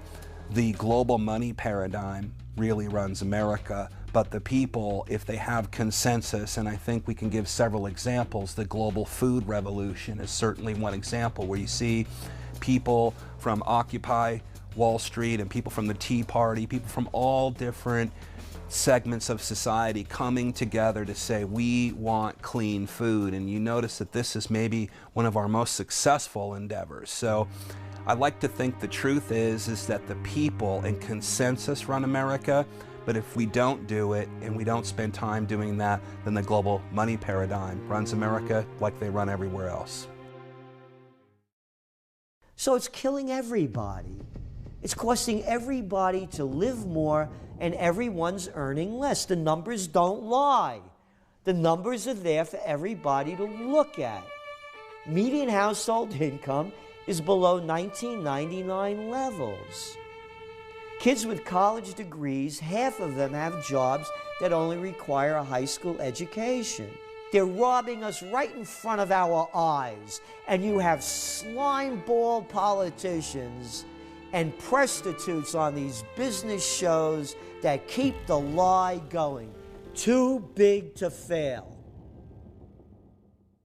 What's going to kill the dollar is when people realize that it's a system of exploitation that funds oppression, that funds wars, that funds the police state, that funds all of the regulations that are keeping you from being able to conduct your business the way that's going to make you happy, and they abandon it. That's what's going to kill the dollar. Hey, the power's in our hands. Now that we know what the game is they're loaning our own money at interest and putting us in debt so far that this country will crash. Bad austerity will come to this country. This is right off the IMF's, World Bank's plans to go in and wreck countries. The chickens have come home to roost. But don't call for the end of the Fed unless you have a pretty clear idea, some kind of consensus of what we're going to have in its place. The Federal Reserve itself does not have absolute autonomy to act as it wants within the global system. It acts according to the international body of the Bank for International Settlements. The Federal Reserve, by default, inherits some of that secrecy, if you will. And we'll never know what happens, what really goes on inside the Bank for International Settlements, much less the Fed. What can be done about it? Well, not a whole lot unless Congress gets off their hands and does something about it. The most significant mechanism for forcing the US dollar on the American people and on the world as the world reserve currency is through requiring it for payments of taxation. And you can't pay your taxes even if you're engaging in barter. You're supposed to be reporting all of that. You're supposed to be paying your taxes in US dollars. So there's an inherent demand for that. There are certain things you can only use dollars for, and therefore it becomes the dominant currency. And there are some things that you really can't avoid it for. You know, if you want to park on the street here, you know, you got to put coins in the meter. If you, are doing something in your life that exposes you to a tax liability, that means you've given the government an excuse to steal from you that is generally accepted by their enforcers. Yes, I understand there's no way around it, but there's a very simple way that you can opt out of the system by doing as much as your economic transactions as possible in non-dollar denominated currencies, either gold, silver, or what's really exciting now that's opening things up is cryptocurrency, Bitcoin being just the first of many. In January 1919, 2 months after the armistice, the delegates of the victorious powers arrived in Paris for the peace conference to draw up the terms to be offered to the defeated countries. In all, the representatives of 27 nations attended that conference. Who did Wilson appoint to head the American delegation to the peace conference? Paul Warburg, who he'd also named vice chairman of the Federal Reserve. How could Warburg, a recent immigrant, be the only person qualified for this critical position? Who did Wilson bring to Paris as chief economic advisor? Bernard Baruch, to whom he made all those campaign pledges. As always, the president was under the watchful eye of Edward Mandell House, the banker's frontman. Wilson did not invite any leading Democratic Party members to Paris. Not one senator or congressman accompanied him. Only the bankers and their entourage. At this conference, Wilson presented his famous 14 points. The most important of them called for establishing the League of Nations. Many people think he invented the League, but it originated with House and the bankers. Ray Stannard Baker, Wilson's official biographer, said, "Practically nothing, not a single idea in the covenant of the League was original with the president." Charles Seymour, House's official biographer, said, Wilson approved the House draft almost in its entirety, and his own rewriting of it was practically confined to phraseology. What were the bankers seeking in the League? World government. The Paris Conference produced the Versailles Treaty, which officially established the League of Nations. Ironically, though Wilson had proposed the League, the United States did not join. The U.S. Constitution stipulated no president could single-handedly make a treaty. The Senate had to ratify it. The Senate rejected the Versailles Treaty. Americans had helped win the war, but saw no reason to join an organization that might infringe on their sovereignty. When news of the Senate vote reached Paris, the bankers reacted swiftly. They held a series of meetings and resolved to form a new organization in the United States. Its purpose would be to change the American opinion so the nation would accept world government. In 1921, that organization was incorporated in New York City as the Council on Foreign Relations. The Council's original roster reveals that most members were bankers or lawyers affiliated with J.P. Morgan and Company. For example, Morgan's personal attorney, John W. Davis, was the CFR's founding president. Morgan's attorney, Paul Cravath, was founding vice president. Morgan's partner, Russell Leffingwell, was first chairman. Since this looked unsuitable for a Foreign Affairs Association, the Council diversified its roster by adding professors. However, these came from universities receiving large grants from the Morgan interests. The professors, carefully screened, could be relied on to attend Council meetings, then return to the universities and preach the glories of global government. By the late 1920s, the Rockefellers had brought their people into the Council. David Rockefeller was the CFR's chairman for many years and is still honorary chairman in 2014. One way the Council influences government policy is through publications, including many books and especially its periodical Foreign Affairs, a virtual instruction manual for U.S. foreign policymakers. Time magazine has called it the most influential journal in print. They do have a publication which my husband subscribes to. We've been reading it for a number of years because of the jaw-dropping insight that it provides into what they're thinking. And they don't mince words in there. They will come right out and say that we need to have this form of control, we need to do this form of manipulation, we need to convince people of these certain sets of beliefs. And you read this, and it's written in a very highfalutin, erudite, academic kind of a style. So you have to get past that to really get to the gist and the meat of what's being said. The CFR's most important means of controlling policy is supplying cabinet-level and sub-cabinet-level personnel to the government. What policies have the Council created? Let's take examples from after World War II. The League of Nations had effectively collapsed with the war's onset. Its successor was the United Nations, a bolder step toward world government. The UN began with a group of CFR members in the State Department. Working under Secretary of State Cordell Hull, they called themselves the Informal Agenda Group. The group drew up the original plan for the UN, then consulted 3 attorneys, all CFR members, who declared the scheme constitutional. Subsequently, they met with President Roosevelt, who approved the plan and publicly announced it the same day. After that, FDR made establishing the UN his top priority for post-war planning, just as the League of Nations had been to Wilson. At the UN's founding conference in San Francisco in 1945, most of the American delegates, 47, were CFR members. The Korean War was designed to empower the UN. It had been the objection of some people that the UN could never actually enforce peace. And so, since the very first plank of the UN Charter says it's there to secure peace, this war was designed to validate the UN as peacekeeper. Even though 90% of the troops were American, it was said to be a UN action And it was also a way of bypassing the Congress. We have never had a declaration of war since World War II. Once we got into the UN, that was it. Harry Truman sent troops to Korea without so much as consulting the Congress. By instituting policies through, for example, the United Nations, they're able to say, here's something we want to happen to every single person on planet Earth. And I'll give you an example. A couple of years ago, Desmond Tutu, Bishop Desmond Tutu, came out in support of a United Nations plan to number all the children. Their concern was that not all of the kids being born on planet Earth were making their way into a government database where they were being numbered and tracked.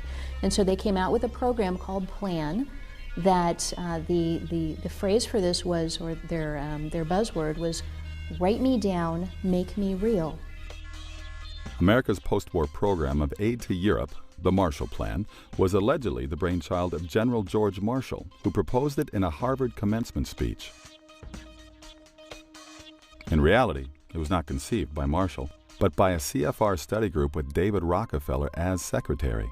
They originally intended President Truman to announce the proposal and call it the Truman Plan. However, after deliberating, they decided that Truman, a Democrat, might not win the support from congressional Republicans. Marshall, a CFR cohort, was chosen to reveal the plan because, as a military figure, he would be misperceived as politically neutral and win bipartisan support. The strategy worked. The Marshall event is one of those things that people recognize from the history books, but you read a basic summary and you gloss over it. But it has huge importance for the building of the global system that happened in the wake of World War II, when essentially power was up for grabs, and in fact had been negotiated ahead of time. The Marshall Plan was just another giant welfare plan. It weakened America financially, certainly designed more for control of these little nations that they were rebuilding, a lot more than it was to help them. Americans were told the funds were for Europe's needy. They were not told, however, that the goods their tax dollars purchased came mostly from multinational corporations linked to the CFR. The Marshall Plan was even more sinister.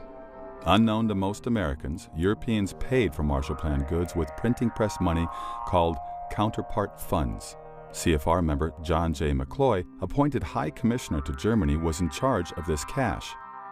He was approached by Jean Monnet, renowned as founder of the Common Market, predecessor of today's European Union. Time called him the father of Europe. In 1947, Monnet sent agents to McCloy, who put millions of dollars in counterpart funds at their disposal. This money jump-started the movement for European unity. It financed common market propaganda and a European Union youth movement, as well as schools that would promote European consolidation, the Council of Europe's first meeting in 1949 in election campaigns of favored candidates. Journalist Richard Rovere called McCloy chairman of the establishment, an insider's insider. When he returned to the U.S., he became chairman of both the Council on Foreign Relations and the Rockefellers' Chase Manhattan Bank. McCloy was also second president of the World Bank, which, like its sister, the International Monetary Fund, or IMF, was started at the Bretton Woods Conference. The Bretton Woods Agreement, where the IMF and World Bank were created, also created a reconstruction vehicle for Europe, which allowed the financial investments to flow through the central banks of choice and flow outward to what became American firms who got most of the business to rebuild Europe. It came with strings attached, and most of the European countries were under the yoke of U.S. command during the Reconstruction phase of what was known publicly as the Marshall Plan, but privately was concocted by the Wise Men, a group of very influential foreign policy people who are all members of the Council on Foreign Relations, and many of them also members of Skull and Bones. World War II was really about reshaping the world, giving birth to one version of the New World Order, which would be remade over and over again. As with the Marshall Plan, the motive was never charity. After World War II, the New York banks wanted to continue loaning money to governments. However, what if war-torn nations had difficulty repaying? A fall guy was needed to guarantee the loans: taxpayers. The World Bank and IMF gave carte blanche to the private banks, who could now make virtually any loan, however foolish, to foreign governments. If the government could not make an interest payment, the IMF or World Bank would bail them out with taxpayer money. Billions of 1944, 45, 47 taxpayer dollars were poured into the construction of Europe. Untold sums of money that flowed through the central banks and out to the fascist partners of choice who would get the bids and the contracts to rebuild Europe, while the Council on Foreign Relations policy people helped to rebuild Europe along the lines that they wanted to see. Economic controls, wage controls, industrial agreements, and what became the footprints and baby steps and building blocks of the European Union that we see today. Jesse Helms, former chairman of the Senate's Foreign Relations Committee, said, "The New York banks have found important profit centers in lending to countries plunged into debt. This has been an essentially riskless game for the banks because the IMF and the World Bank have stood ready to bail the banks out with our taxpayers' money." Furthermore, the World Bank and IMF often attach conditions to these loans. They may demand a voice in government policy. For example, they might dictate that a country privatize industries to multinational corporations before money comes through. The World Bank and IMF are instruments of profit and control. And the U.S. foreign policy based in Washington enabled it all the way and put the key people in position to outright rule Europe until it was rebuilt along the designs of not God, not man, not national governments, but the emerging world government based in the Council on Foreign Relations and their money powers. I look at the World Bank and the IMF more or less as the next stage of the evolution of international banking. The Bank for International Settlements, along with the World Bank and along with the IMF, have long been viewed as the engine of globalization. These have been the troika, if you will, that have impressed policies on countries all over the world to toe the globalist line. We're told that this is necessary in order to regulate trade or in order to pacify nations that would be making war against us. But in fact, what this is about is creating debt. People talk about the one world government or globalists as if we're just going to create one nation that all has the same name. But I don't think that's even necessary. We have banking systems that control the trade, they control what people do for a living. There are people who are living in African nations right now growing cotton in those nations. And those farmers are required to grow cotton because it's part of the debt payback that goes to these huge globalist banks who have made loans to the country. And they can't compete with other countries around the world. The farmers want to grow something else because their margins are so small, and they're not allowed to simply because of the debt that is owed by their nation.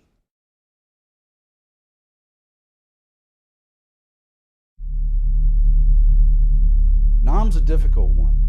Could the war have been won? Well, you probably know some Vietnam veterans, and a lot of them were harmed during the war. There's issues with things like Agent Orange. A lot of them are sour because there's just a lingering confusion about what really happened during that war.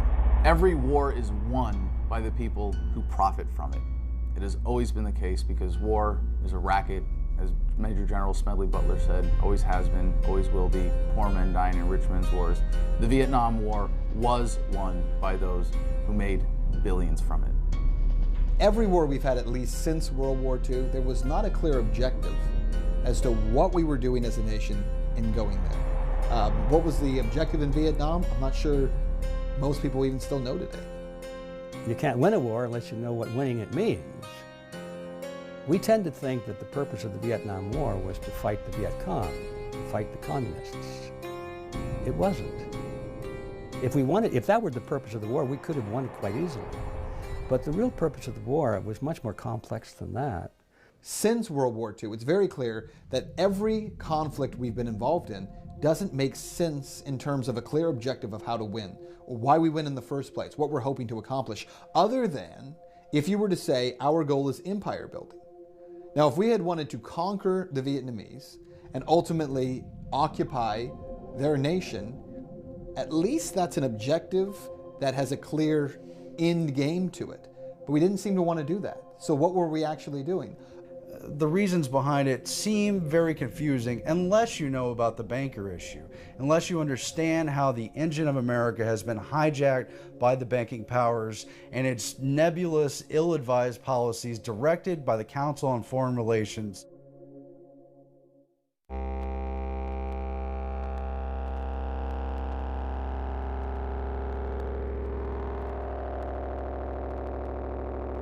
Perhaps no 20th century event impacted America more than the Vietnam War. The war, which lasted 14 years and ended in defeat, was called unwinnable by the establishment media, who blamed the U.S. military, claiming they had underestimated the communist forces under Ho Chi Minh. That war was part of the proxy wars that happened all around the globe in the name of fighting communism. But it was also a means of reconstructing the Asian Pacific sphere of influence to make it safe for globalism. Again, the whole world had to be made over and brought up to standards for globalism. China being such a major power, Japan more or less under the yoke of the post-World War II agreements, and Vietnam down there on the triangle had to be basically reformed. That was the real reasons for the war. What we were told as Americans was not that we were fighting for our freedoms, not that we were stopping an evil that would take over the whole planet, but that we had been attacked on a ship, the Gulf of Tonkin, an incident that we now know clearly in history didn't happen the way we were told at all. The media's memory was short.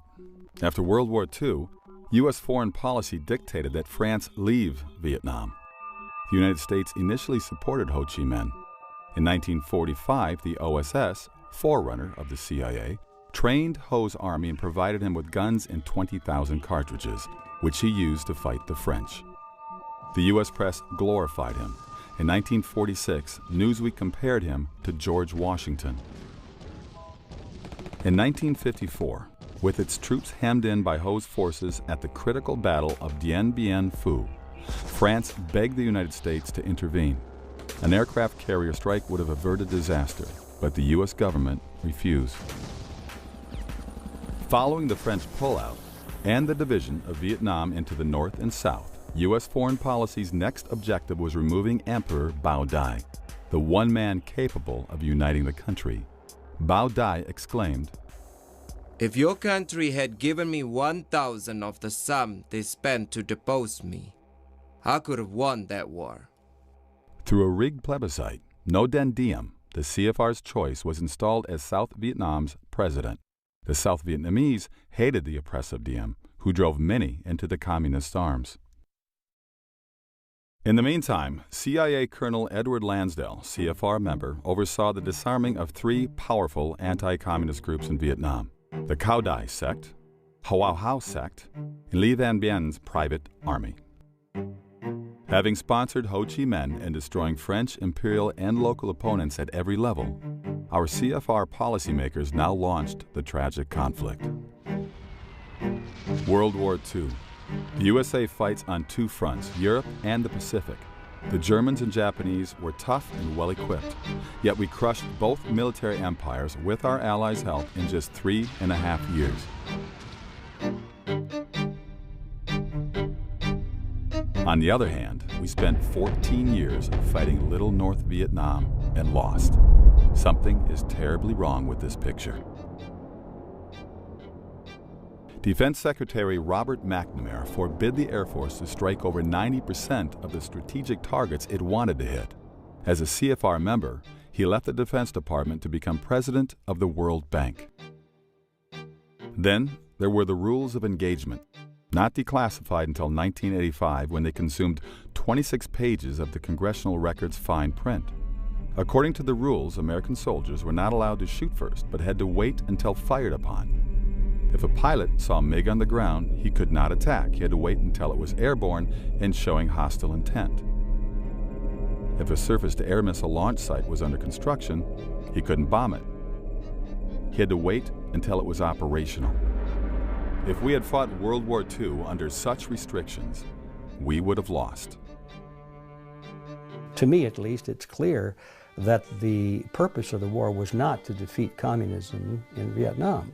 because they could have done that quite easily, but as everyone knows by now, they deliberately put handcuffs on our military, made sure you don't go too far into the enemy territory, you don't counterattack, you don't bomb the supply lines, you just powder puff war all the way along. We call it powder puff war because it wasn't aimed at victory, but that's probably not doing it justice because there was so many lives tragically lost. It was a bloody war, really, but it was not fought to win. In 1968, journalist Lloyd Milan interviewed nearly a dozen retired high-ranking U.S. military officers. Each, queried separately, said the war would be won in weeks or months with the restraints lifted. This would allow the war to be carried out aggressively against the North. The media claimed the war was initiated by right-wing anti-communists or hawks. The first U.S. combat troops went to Vietnam in 1961. President Kennedy authorized sending about 10,000 men on the advice of the State Department's Walt Rostow, who had just returned from a fact-finding mission to Vietnam. Although the press portrayed Rostow as a hawk, his father had been a Marxist revolutionary in Russia.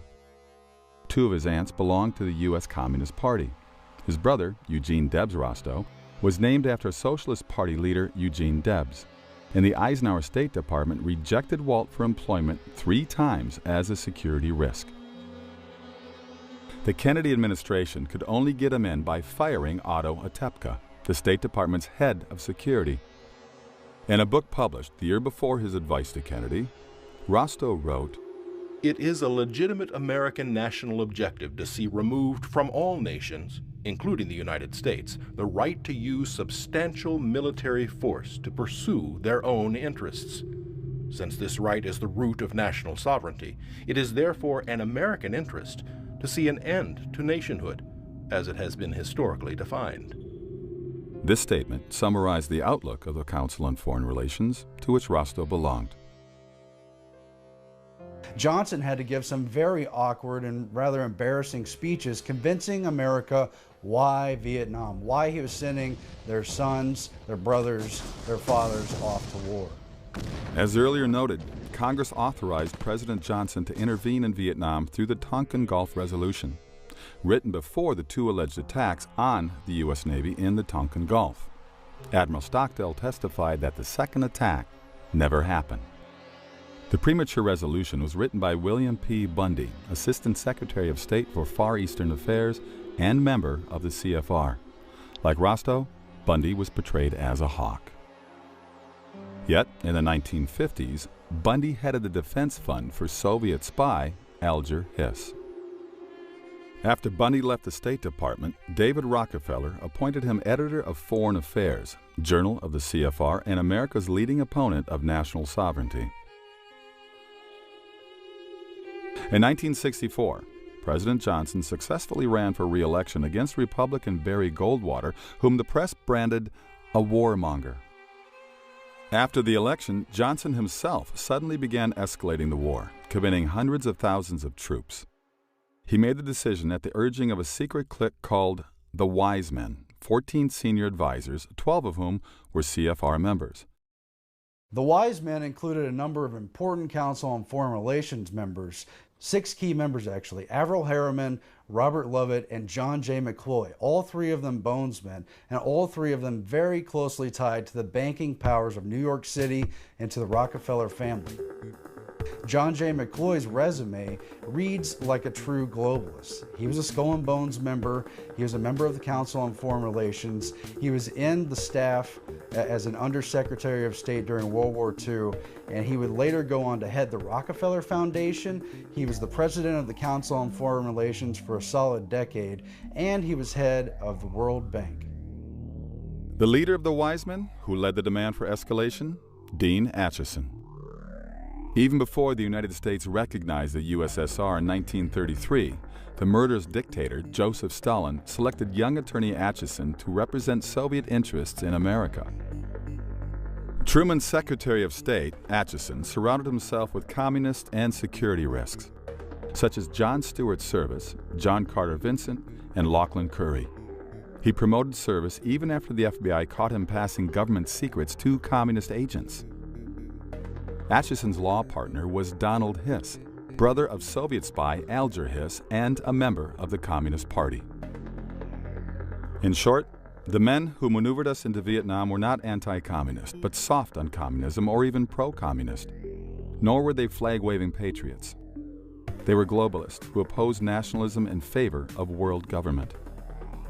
Part of it was to train an international military force, to get the world used to thinking of solving conflicts through international groups such as the UN, and to develop those mechanisms. Nearly all key policy planners during the Vietnam War were CFR members. The same clique that involved us in the war authored the rules of engagement and other restrictions preventing victory. Clearly, Vietnam was not a blunder, but happened as planned. So Averell Harriman, Robert Lovett, John J. McCloy, and their associates like George Kennan manipulated policy around the Vietnam War and most of the other conflicts that we saw during the middle years after World War II. All of them mired in confusion, lies, manipulated data, cables, communications that presented in a framed, skewed manner to goad America into the policy decisions being made in New York City, not in Washington, D.C. One of their goals, successfully implemented, was to provoke an American political slide to the left in a furor of anti-patriotism, epitomized by the burning of American flags on college campuses. Destroying patriotism is prerequisite to absorbing nations into a one-world government.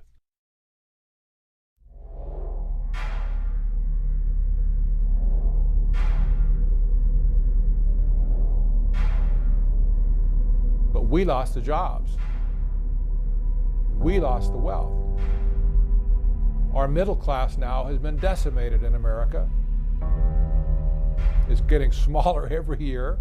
People are getting poorer every year. Our opportunities for success are dimming every year. And we wave to the factories and to the industries that moved overseas and say, gee, that's too bad. The North American Union is just one proposal that some people see as an opportunity that's going to enhance their use of the racket to rip people off. You're not going to get a world government overnight. What's going to happen is you will get regional governments, and of course we've seen this with the creation of the EU and all of the trauma that goes with that they've been experiencing over there of trying to bring together multiple countries under a single currency, under a single economic system. Whenever people start talking about North American Union and linking us up, then I think, well, what's next? Then a South American Union, and then we join with the EU, and then before you know it, you actually have wound up with your global government. When they consolidate and centralize power and decision-making processes in these regional communities, it's going to be a very much simpler process for them to then consolidate power from those regional areas, because there'll only be a few of them, and then to bring that together will be child's play in comparison to trying to bring together hundreds of countries worldwide. The North American Union is especially dangerous, as are, again, many of these free trade agreements like the TPP. Why? Because they trump our Constitution. What they have to do is they have to line up the regulations in countries to mesh together, to not fight each other. So you see this going on in Europe, you see this going on in Asia, you see it going on in the current negotiations with the Trans-Pacific Partnership, for instance. The TPP, the Trans-Pacific Partnership, aims to say that any American law, including any constitutional law, is suspended in place of the TPP. That includes corporations operating in the United States. They would fall under the authority of the TPP before they would fall under the authority of the U.S. Constitution. That's a huge problem. Same thing with the North American Union. Would we then have some agreement that trumps our Constitution? It's all about regulation. You say, well, why? It's because they want to get them meshed together and lined up together so they can interoperate without national boundaries and national issues, you see. That the moment when America announced through then President George W. Bush that we were at war with terror, I think it was actually a truthful statement, but it was a terrible moment for the country. But the terror wasn't what they claimed that it was. $60 billion worth of spying on we the people? It's not about protecting us from Al Qaeda or Al Nusra or Al Capone. The war on terror, in my opinion, has become a war on the Bill of Rights. The war on terror has impacted the freedom on the people of the United States and the people of the entire world using fear. So the revolution apologizes for shitting all over your apathy. What people have to understand how this process works is fear is what always shuts consciousness down. The war on terror is to keep the people in fear and hysteria because fear stops everything. And what are you willing to give up in a war with your own fear? How does the war on terror fit in? The Department of Homeland Security has given the U.S. government unprecedented power to intrude on citizens' private lives. The ostensible purpose? Combat terrorism. We all oppose terrorism, but many wonder how that word might eventually be defined. The legislation that came out of the war on terror has been disastrous for the American public and for freedom in general, especially that part of it which has completely ruined privacy in America. Another way to look at it is creation of a total surveillance society. When we lose the fundamental right to privacy, you could make the argument that really we have no freedom at all. Virtually every piece of our electronic correspondence is being recorded and monitored by some branch of the federal government, all in the name of national security. What the war on terror has done is said, what will you trade in order to not feel afraid anymore? And unfortunately, as a nation, we said everything. We'll trade everything. They can put you in jail, hold you indefinitely under the Patriot Act. You know, and what is all this? It's all based on the war on terrorism. And where did that get started? With 9/11. And nobody wants to look at 9/11, but if you look at it hard enough, you'll realize that the whole official story is full of holes. And so what has happened in a very incremental way is turning everyone into a terrorist for whatever reason. We just heard Senator Reid say that the people that went to the Bundy Ranch are terrorists. The military are acting like terrorists. We're acting like terrorists. If you don't agree with your whatever, dog catcher or water meter reader or whatever, you're a terrorist. So again, we're back to the same thing as with the communists, which is today a terrorist is just anyone who disagrees with you. And it is polarizing and fragmenting society. The concept of Homeland Security did not originate after the Twin Towers attack, but with a 1998 proposal by the United States Commission on National Security, which had 12 members, 9 of whom belonged to the CFR. They recommended a National Homeland Security Agency, the very phrase President Bush used 9 days after 9/11. What connects the trade agreements and war on terror? Both are being used to justify North American Union. In 2004, the CFR's Robert Pastor wrote in Foreign Affairs, security fears would serve as a catalyst for deeper integration. The Department of Homeland Security should expand its mission to include continental security, a shift best achieved by incorporating Mexican and Canadian perspectives and personnel into its design and operation. Pastor is thus suggesting that security concerns warrant combining NAFTA's economic partners, America, Canada, and Mexico, into a continent-wide Homeland Security Department. In March 2005, in Waco, Texas, President Bush met with Mexican President Vicente Fox and Canadian Prime Minister Paul Martin to discuss integrating their 3 countries. The Bush administration's open borders policy and its decision to ignore the enforcement of this country's immigration laws is part of a broader agenda. President Bush signed a formal agreement that will end the United States as we know it, and he took the step without approval from either the U.S. Congress or the people of the United States. At the time of the Waco meeting, the CFR produced a document, Building a North American Community, which called for the creation by 2010 of a community to enhance security, prosperity, and opportunity for all North Americans. Regional alliances like the EU and SPP are not the end game, simply stepping stones to a one-world government.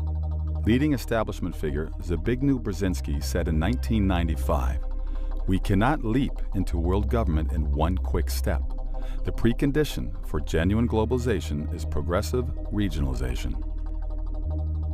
Soviet dictator Joseph Stalin recognized this principle as integral to communist plans for domination, saying, "Populations will more readily abandon their national loyalties to a vague regional loyalty than they will for a world authority. Later, the regionals can be brought all the way into a single world dictatorship." This is what the war on terror is designed specifically to accomplish, to keep people in a state of fear, of always looking around the corner for the boogeyman, always looking around the corner for the monster that's about to gobble us up. When people's mindset is in that state of fear, they're not making accurate decision-making processes. But moreover, what they're psychologically looking for is a protector. So here's an interesting story. During 2012, all the presidential candidates, all their surrogates were coming to Ohio. And I had the privilege of being able to interview President Obama and also the privilege of interviewing Mitt Romney and Paul Ryan. And it was during the Mitt Romney-Paul Ryan interview, when I went in to interview them, you get 5 minutes with the candidate. You go into the room. It's basically a stream of media coming in and out the whole time. What's fascinating is I went into that interview with Romney and Ryan, and I sat down on a bar stool, and they were both on bar stools in front of me, the backdrop behind them. And what was a little bit different about this is while there were a lot of people in the room, and that always happens, there was one guy in particular on a sofa behind me who was sitting there as I walked in. And so I sat down, we start the interview. Now what's a little bit different about this is typically when you're interviewing someone, it's a one-on-one interview. In this case, it was two-on-one. And so I would, ask one a question and then to the other one, back and forth.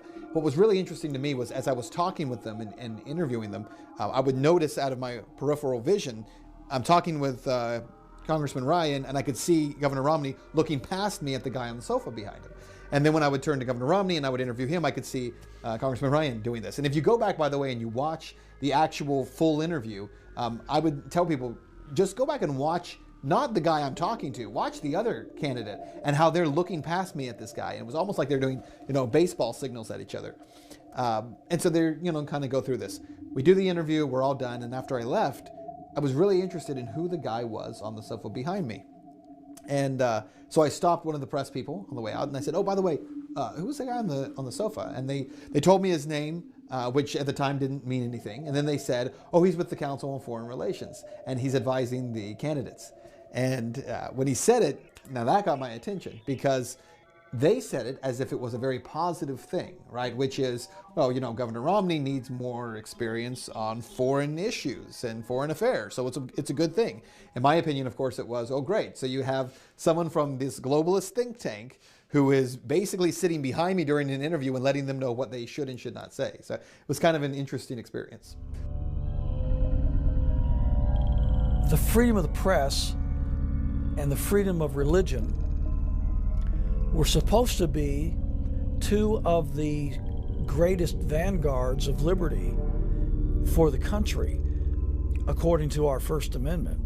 The purpose of the broadcast media, or the controlled, formerly mainstream media, has always been to be a propaganda tool for the government, for the superclass. And you can see how this works in a very simple sense in America with the White House and access to the White House press room. If you don't toe the line, if you're not official corporate media, it doesn't matter how big your audience is, we're going to control the conversation. If you can be an appropriate mouthpiece for government, if you're not going to challenge the paradigm of statism, we will give you access.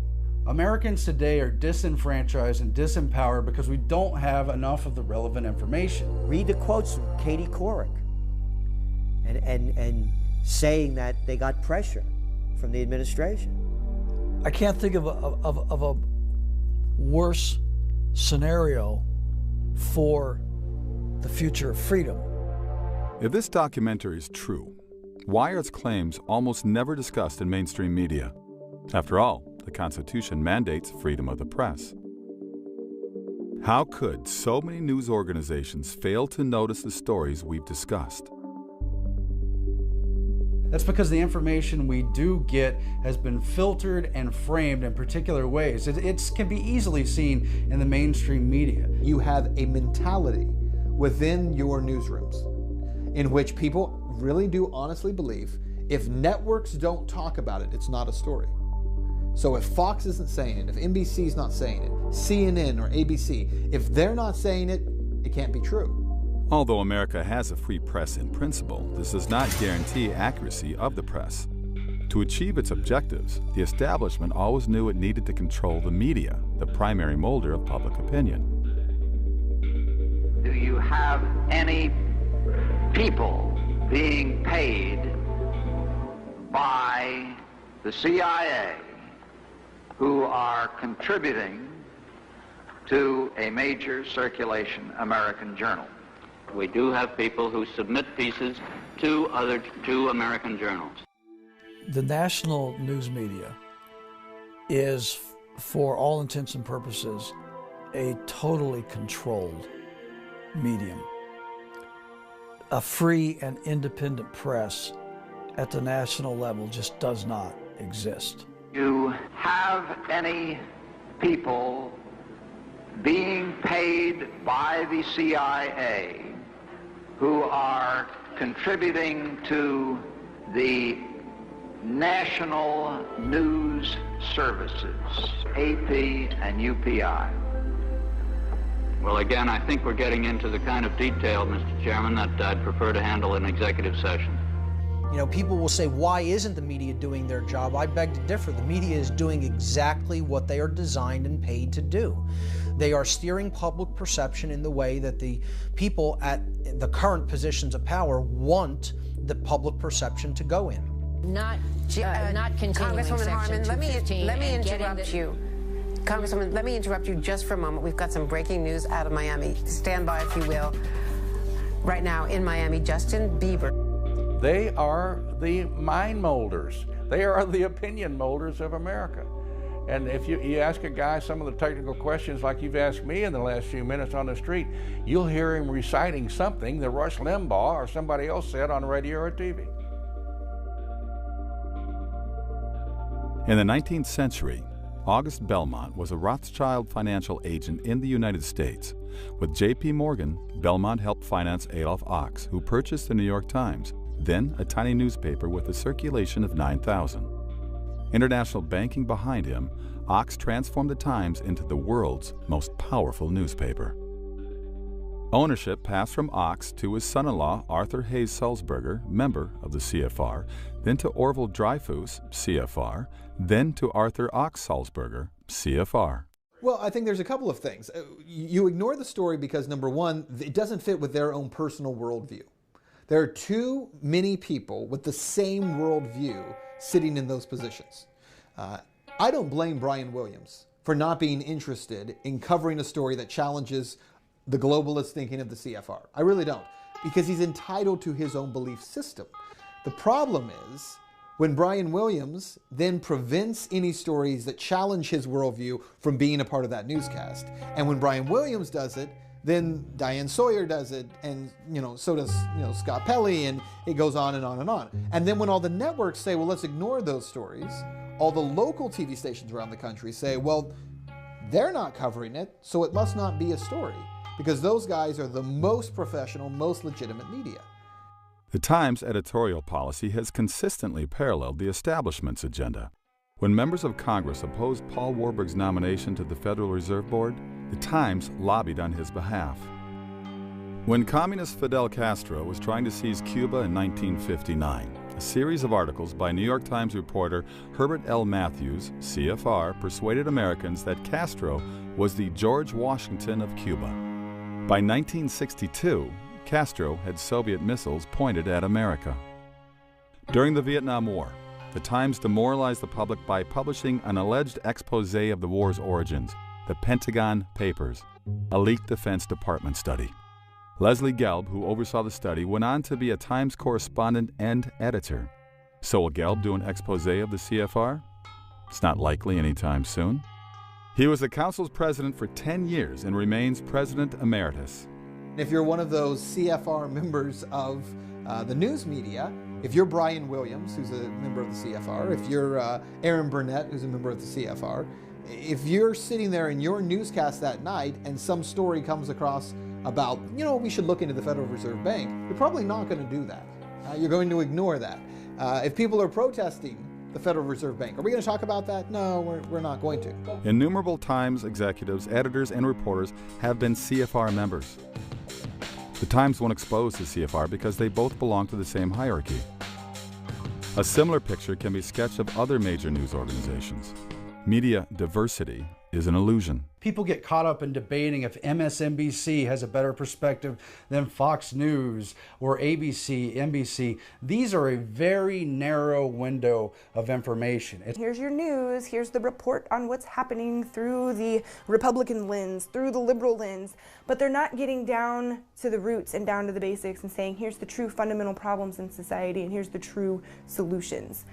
There is this illusion in America we have a diverse media because we have so many diverse outlets. And a person might say, well, I know this story is true because I saw it on America Online, and then I turned on my television and CNN said the exact same thing.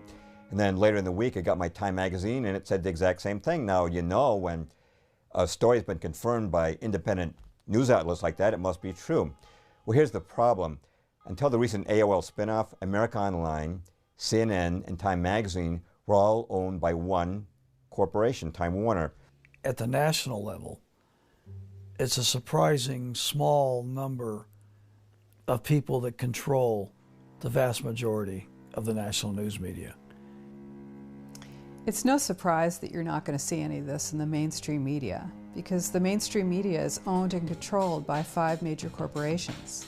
The New York Times Company owns the Boston Globe. The Washington Post Company owns Newsweek. Disney owns ABC.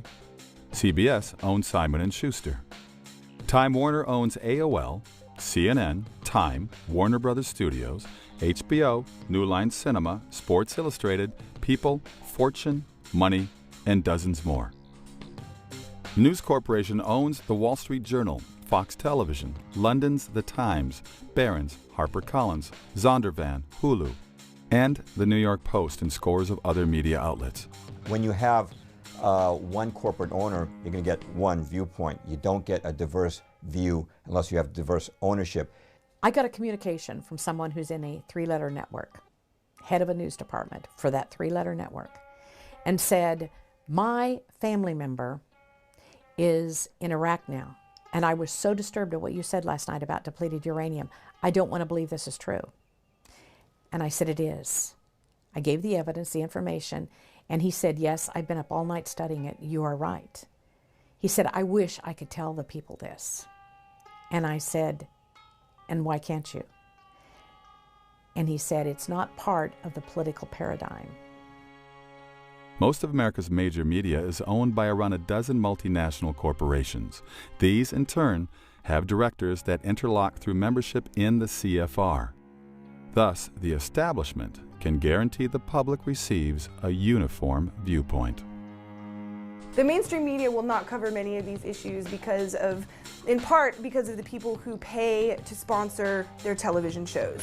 When you have major corporations that are doing pretty disgusting things to the mainstream public, paying to have TV exist, they're not going to want the commentators discussing about the things that they are doing and how they're awful. You're not going to see the truth in mainstream media, and in fact, you're going to see disinformation agents. You'll see people like me smeared in the media. If it comes out at all, the information that we're talking about, you're going to find that it's marginalized. Once a year, the world's elite from government, banking, industry, and media hold an international summit called the Bilderberg Conference. The meetings are closed to the public. In 1991, speaking before the Bilderbergers, CFR Chairman David Rockefeller described the media policymaker marriage.